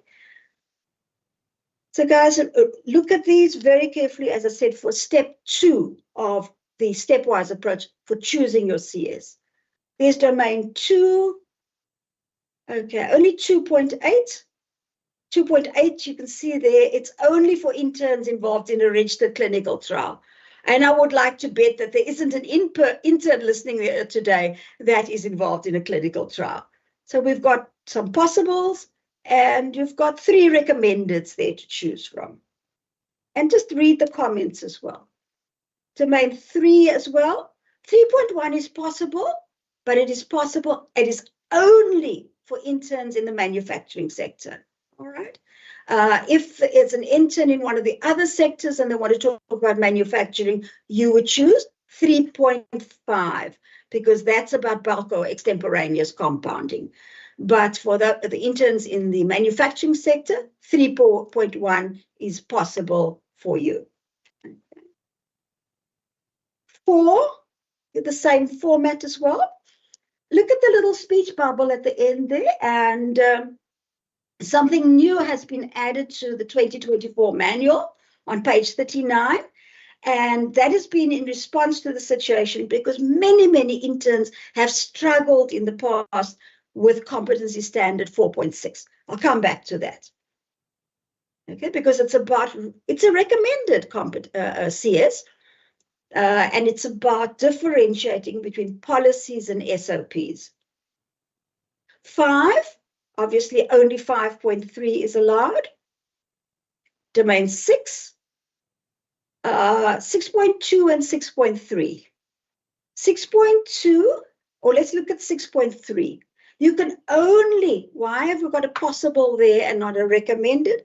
Because 6.3 is only relevant if whatever teaching or training you can are engaged in is part of the formal training of undergraduate pharmacy students. So right away, if you're an intern in the academic sector, your ears must be dripping. Oh yeah, as part of being an intern, I have to teach these classes. 6.3 is for you. For the rest of the interns who are doing training to other people, for example, to pharmacist assistants, you must choose 6.2. Okay, so that's why I look very carefully at why 6.2 is recommended and why 6.3 is possible. 6.7, 6.8, it's that collaborative research, and that's really not where you are at as an intern. Okay, so those 6 slides are there for you as a resource for you to come back to. So you've done step 2. Now let's just go to step 4. It says complete the CPD cycle. One of the things you need to do in order to complete the CPD cycles is to choose evidence. Now, there's been a lot of talk today about evidence.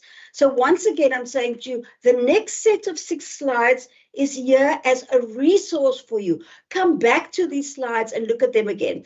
They're also not that particularly meaningful for you right now. But once you are in the process of actually uploading your CPD entries, that is the time when the next set of 6 slides are going to be particularly meaningful. And then you must come back and look at the detail, look at it in great detail. So once again, there's 1 slide per domain. And we've repeated the competency standards. We've repeated the decision-making word there. And we've given some guidelines. Okay, for the recommended and the possible. Obviously, we haven't given guidelines for evidence for the challenging ones, because you should not be thinking about evidence for the challenging CSs. So here are just some guidelines. As I said, it's probably meaningless now, but 2 weeks' time, you're busy with 1.6. This is the time to come back, and the guideline will say, oh, yes, it's we see it's recommended, but I must remember as part of my evidence to include a screening tool. And so the same format for each of the domains is there. Okay. As I said, pretty meaningless now, but come back once you've chosen a CS, come back and read these guidelines. 3.5, most interns do 3.5. It's the compounding one. Big issues around expiry dates for your extemporaneous compounded products. And you need to show your reference to the Medicines and Reactant Substances Act. Where did you find, why did you put an expiry date not exceeding 30 days? How did you know that your expiry date cannot be more than 30 days? So in your evidence, you would have to have the relevant section from the Medicines and Related Substances Act. And no, we haven't put it in here for you. I think you're going to have to do that yourself. Domain 4, and again, you can see here, we've pointed to 4.6, and I have a special slide for you on 4.6, which we'll talk about. Again, as I said, there's some guidelines. The guidelines here, it is not exhaustive, guys. We've just picked out a few things. Don't think that what's in this block here under guidelines is all the evidence you need. Absolutely not. You must remember to go and check that your evidence is sufficient to meet the required number of behavioral statements. 5, very important here. Some of the interns get confused with this notion of keeping abreast. Keeping abreast means using the current, making sure your practice is guided by current legislation, making sure that you're aware when legislation is updated and that you then change your practice to comply with the updated or amended legislation. That is what keeping abreast means. Don't forget that you must have, given the number of behavioral statements, you will have to provide evidence that you have professional indemnity insurance. And please, guys, there's another myth out there that we just have to explode. It seems that there's a story going around that interns think that 5.3 refers only to the dispensing of a Schedule 6 prescription. Absolutely not. Dispensing a Schedule 6 prescription can be one piece of evidence that you can upload. But for this to really show that you can practice in an ethical and legal manner, you will need to describe different activities and how that relates to particular guidelines or legislation. Domain 6, okay. So again, please come back to these slides. So this is what we've added in the 2024 presentation, and that is particularly on CS 4.6.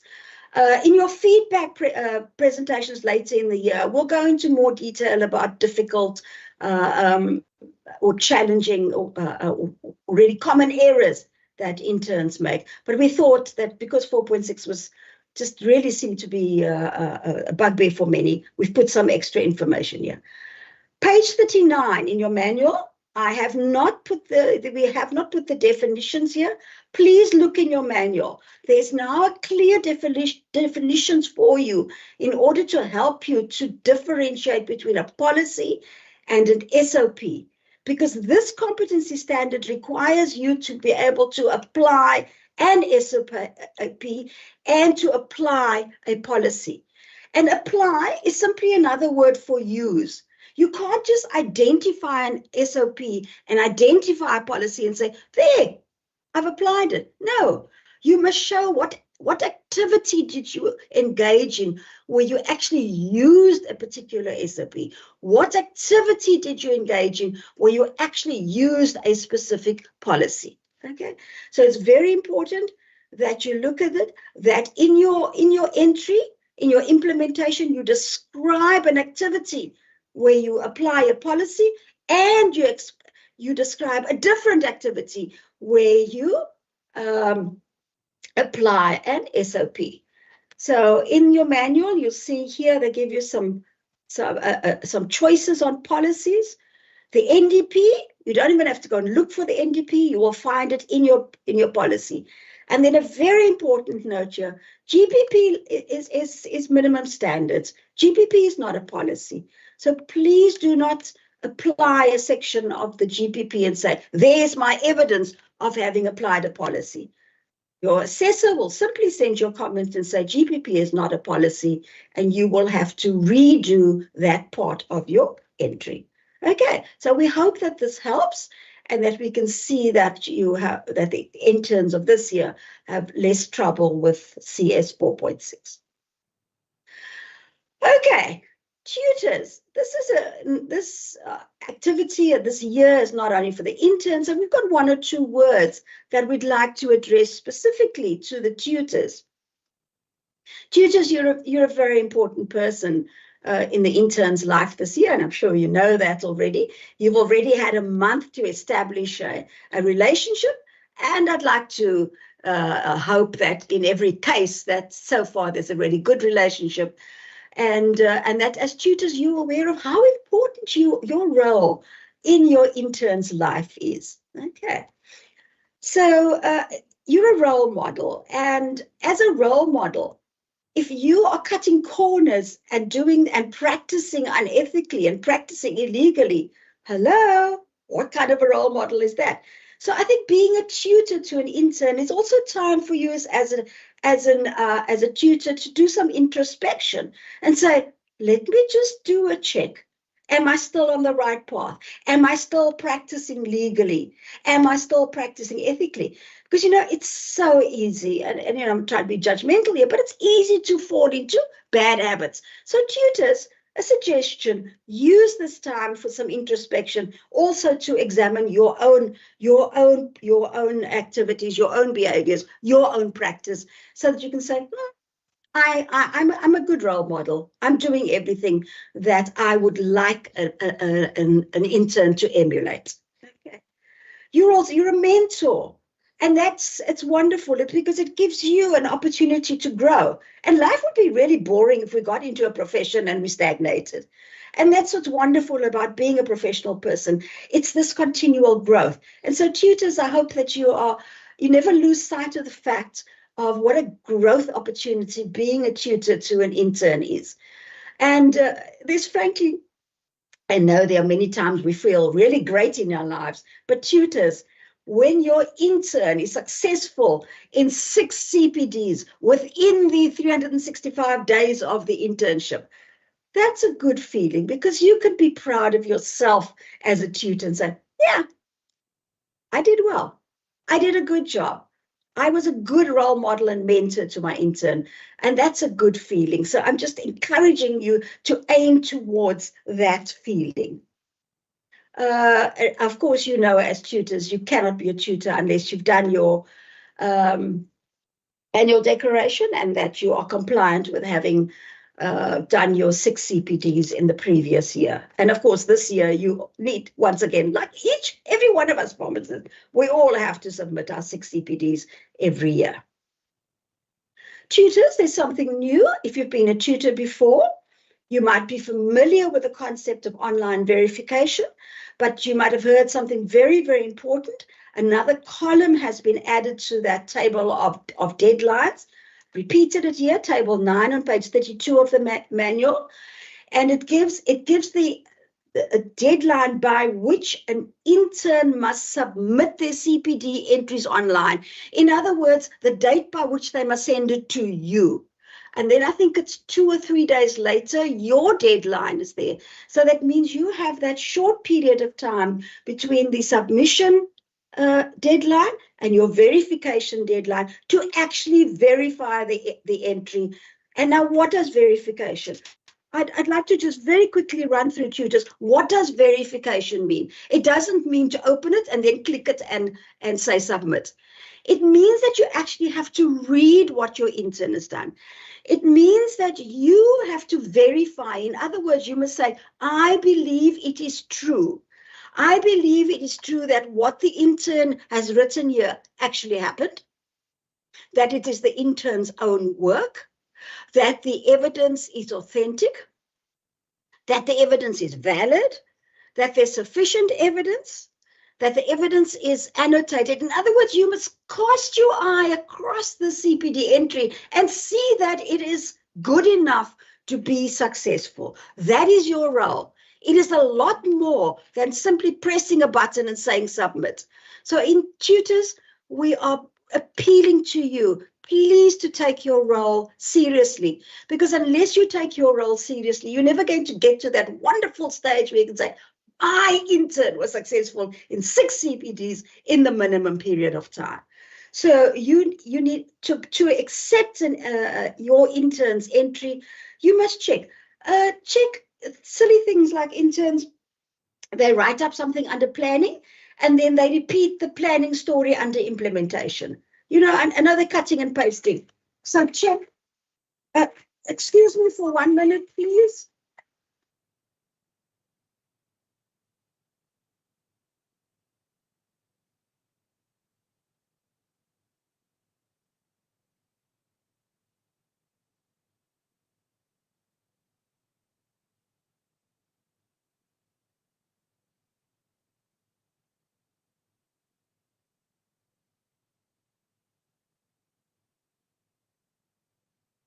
Apologies, everybody. Okay. So, you know, check that your verification is quite a process. And then when you accept it, it will release the entry to council. So tutors, the new thing this year, please, you know, maybe you need to put all those verification dates on your year planners now. Put the intern submission dates on your year planner and add the verification dates. And then tutors, you have a very, very important role as well. If your intern's entry is regarded as not yet successful and it has to be resubmitted, please, tutors, let us in 2024 reach a situation where interns submit an entry and not more than 1 resubmission. Okay, tutors, again, we cannot stress enough how important your role is. You are absolutely vital to the success of your intern in this year. And enjoy the journey. You know, it's not just a hurdle. It can be an extremely fulfilling and rewarding activity for you this year. And again, I wish you everything of the best for this year.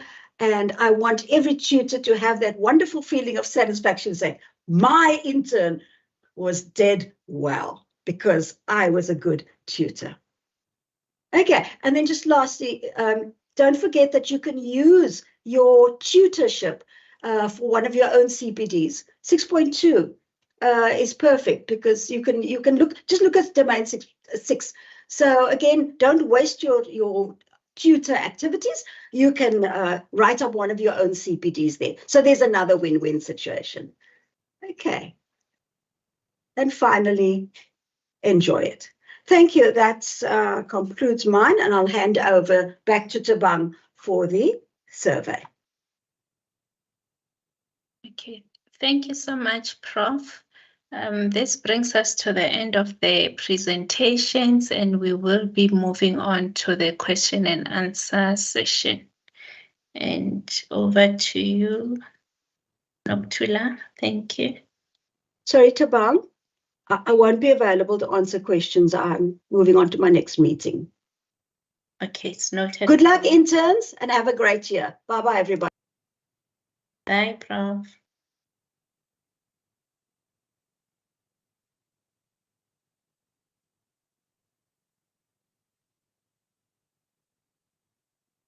The first question is, do I need to be released before I can start applying for my community pharmacy? And how does the job freeze work, as there are currently an insane amount of job opportunities frozen in the Western Cape?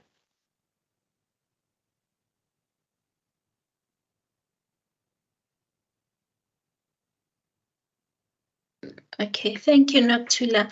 The interns apply for community service placement while they are still busy with their internship, but for them to be placed, they should have met all the CPD requirements.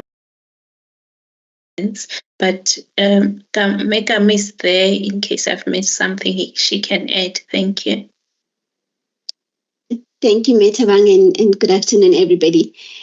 So the process is, after the first exam, we share the list with the Department of Health, sharing the list of the interns that are successful in the examinations and the status of those of the CPD results. And we also share the list again in October.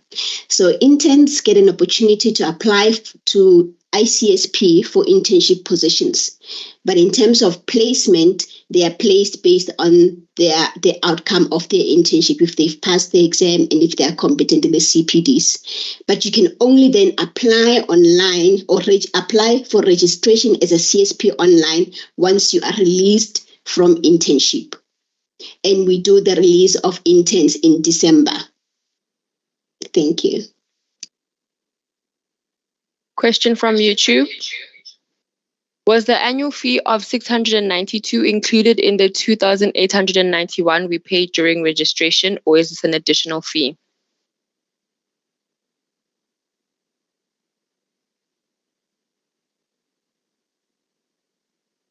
Can I answer that as well, Metabang?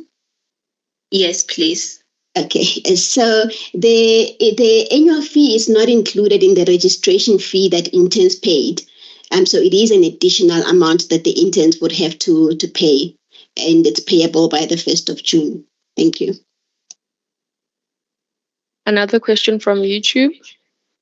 If I started my internship in February, will I be eligible to write the pre-registration exam in August, since I would be in my 5th month of internship by June, which is the time of the practice exam?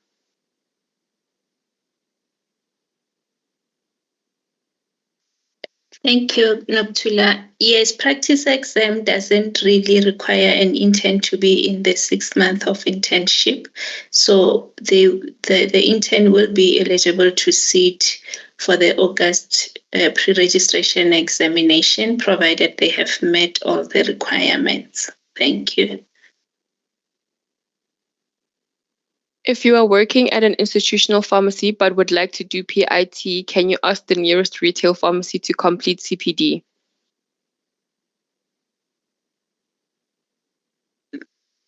Yes, that is allowed, but the tutor must be made aware of that and must also give a consent just to allow another pharmacist to supervise the intern for that activity.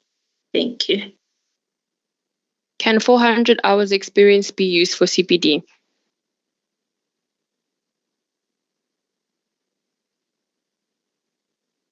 Yes, because that is part of internship program. So whatever the intern is learning while doing the 400 hours can also submit as part of the CPD evaluation. Thank you.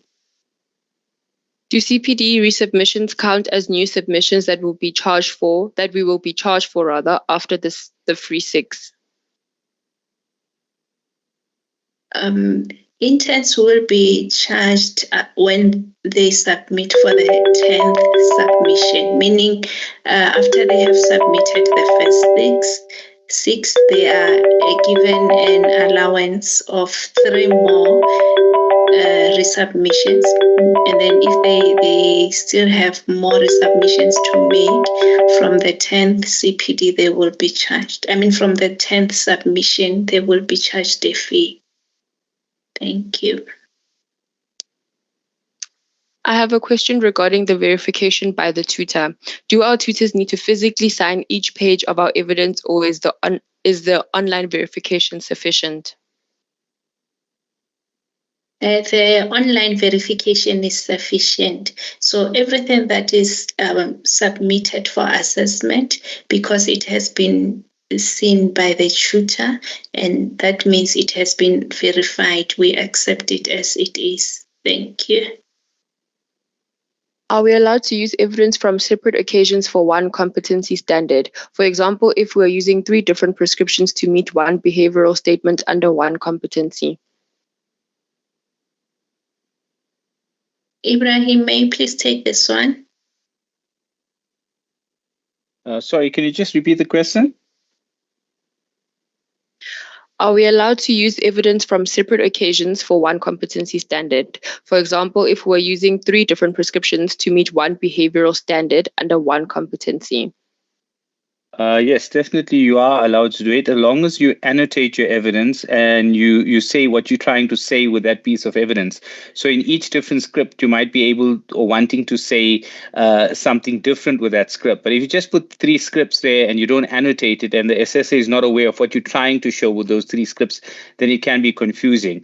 A caveat to that is that if in script 1 you're trying to show that it is satisfying regulation 33 and you're paying attention to everything, but script 2 and 3 you're trying to show a different aspect, but script 2 and 3 doesn't satisfy regulation 33, then the comment will be made that script 2 and 3 doesn't satisfy the regulation 33, and therefore you're not yet competent because it is missing details. So just make sure that all the scripts satisfy regulation 33, and you highlight the areas in that script that you are trying to highlight or want the assessor to be able to assess.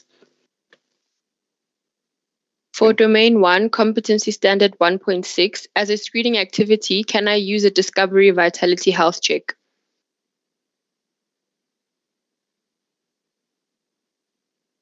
Please take it, Ibrahim. Yes, you can, but you have to have evidence that you have done that vitality health check and not just supervise that the nurse has done it.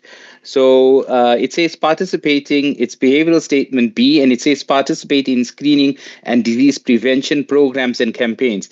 Again, here I urge the interns, it is stated here that it is a program and a campaign. So doing one discovery screening test for one patient cannot be a campaign. So you have to do it for several patients, and there have to be a kind of a theme to it in terms of what are you trying to check.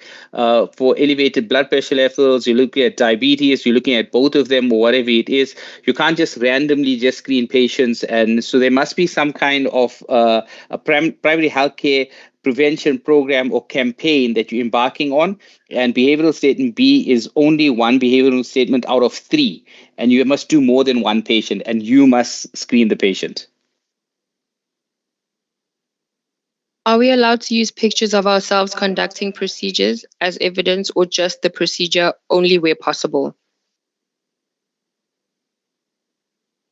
There's no patient confidentiality when you in the picture. It just proves that you were conducting this activity. So you don't have to blank yourself out, but you have to blank the patients out. And again, when you look at something, and if you just look at somebody who's holding a piece of paper and looking beyond, you don't know who they're presenting to. So how much of gravity does that evidence have? So if you show a picture of yourself presenting to others, you can blank out the others so that we cannot see their faces, whatever it is, but we can see that you are presenting to an audience. Otherwise, it's just a person holding a piece of paper.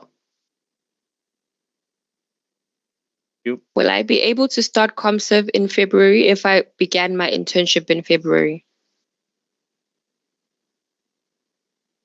Yes, internship takes 365 days.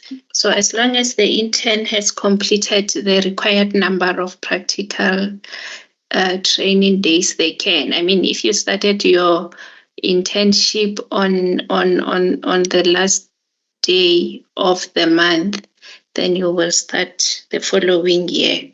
I mean, the following month, but it's something like that. They just have to check the number of practical days as long as it's 365. Thank you. Will I be able to write this year's March pre-reg exam if I registered last year, October?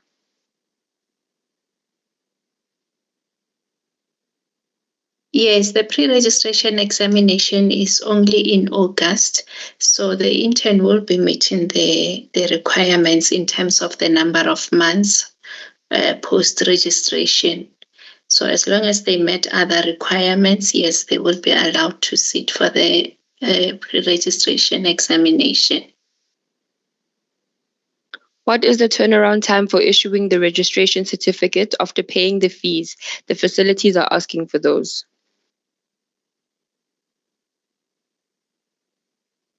Sorry, Noktula, may you please repeat the question? What is the turnaround time for issuing the registration certificate after paying the fees? Facilities are asking for those. The turnaround time is, I think it's 7 days. Mekamo will assist on Mr. Morano. Following once all the documents have been submitted and the payment has been confirmed by our finance department. If I may add, the turnaround time is 14 working days. Oh, I'm sorry. Once all the application documents have been submitted. Thank you.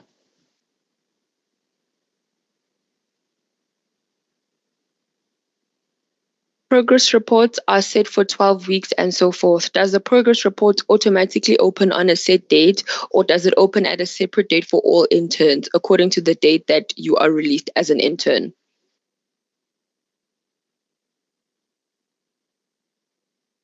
Mekamo, may you please assist? Thank you, Metaman. So the progress reports are available to the tutor, all the progress reports for a year, but the tutor is required to submit the required progress report as per the period of internship. So if it's at 12 weeks, at 24, at 36, at 45, that's when the tutor is required to submit. But all the progress reports are available on the tutor's profile. How can we confirm that we have completed 365 days? Does it work according to the SAPC certificate? Yes, we start counting the number of practical training days from the date on which the intern was registered. How long does the payment of registration fee take to be processed if paid at the end of January to be successfully registered?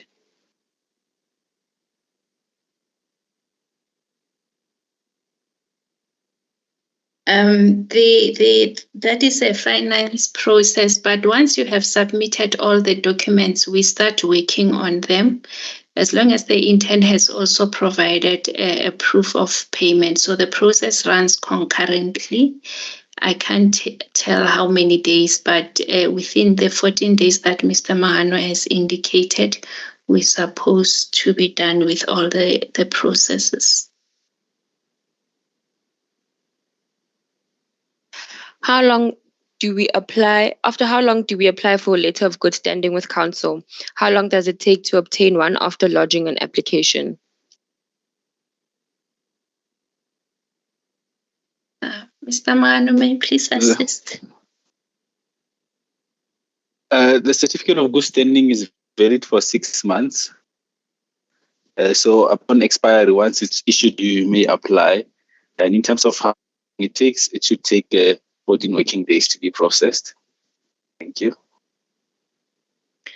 With CPD 5.3, can we just have evidence of a Schedule 6 script, or must you dispense the whole process as well?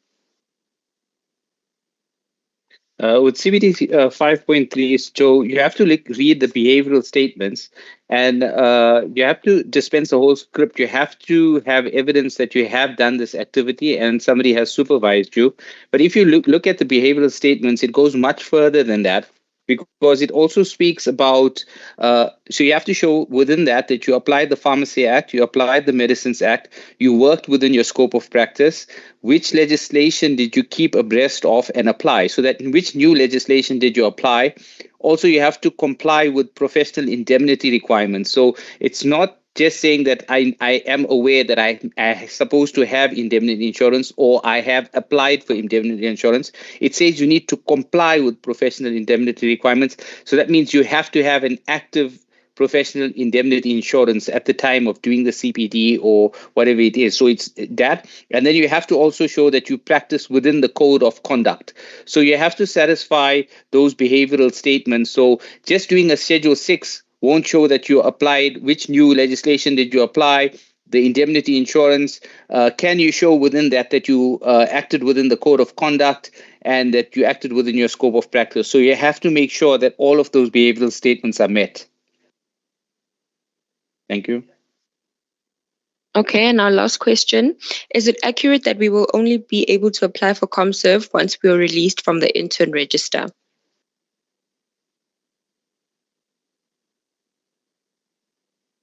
Megam, may I please assist? Yes, so you would only be able to apply for registration as a CP once you are released. And interns, if they can check, if they try to apply for CSP before they are released, it will have a pop-up message to say you need to be released before an application can be submitted.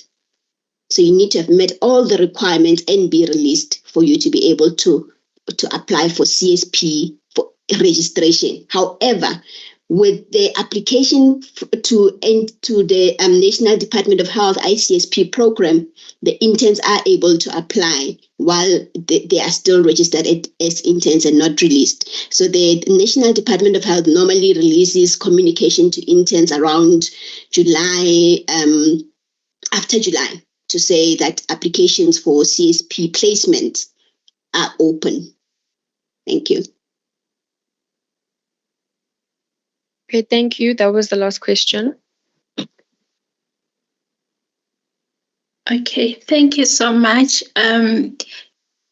Please note that the link for the survey, which will serve as a proof of attendance, will be shared on chat, and you are kindly requested to complete it and submit it today.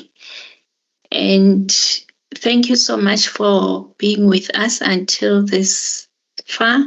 And we still want to apologize for starting late.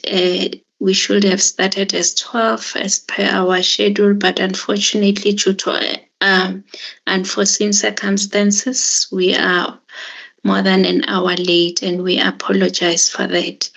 And we wish you all the best with your internship. Thank you. Bye.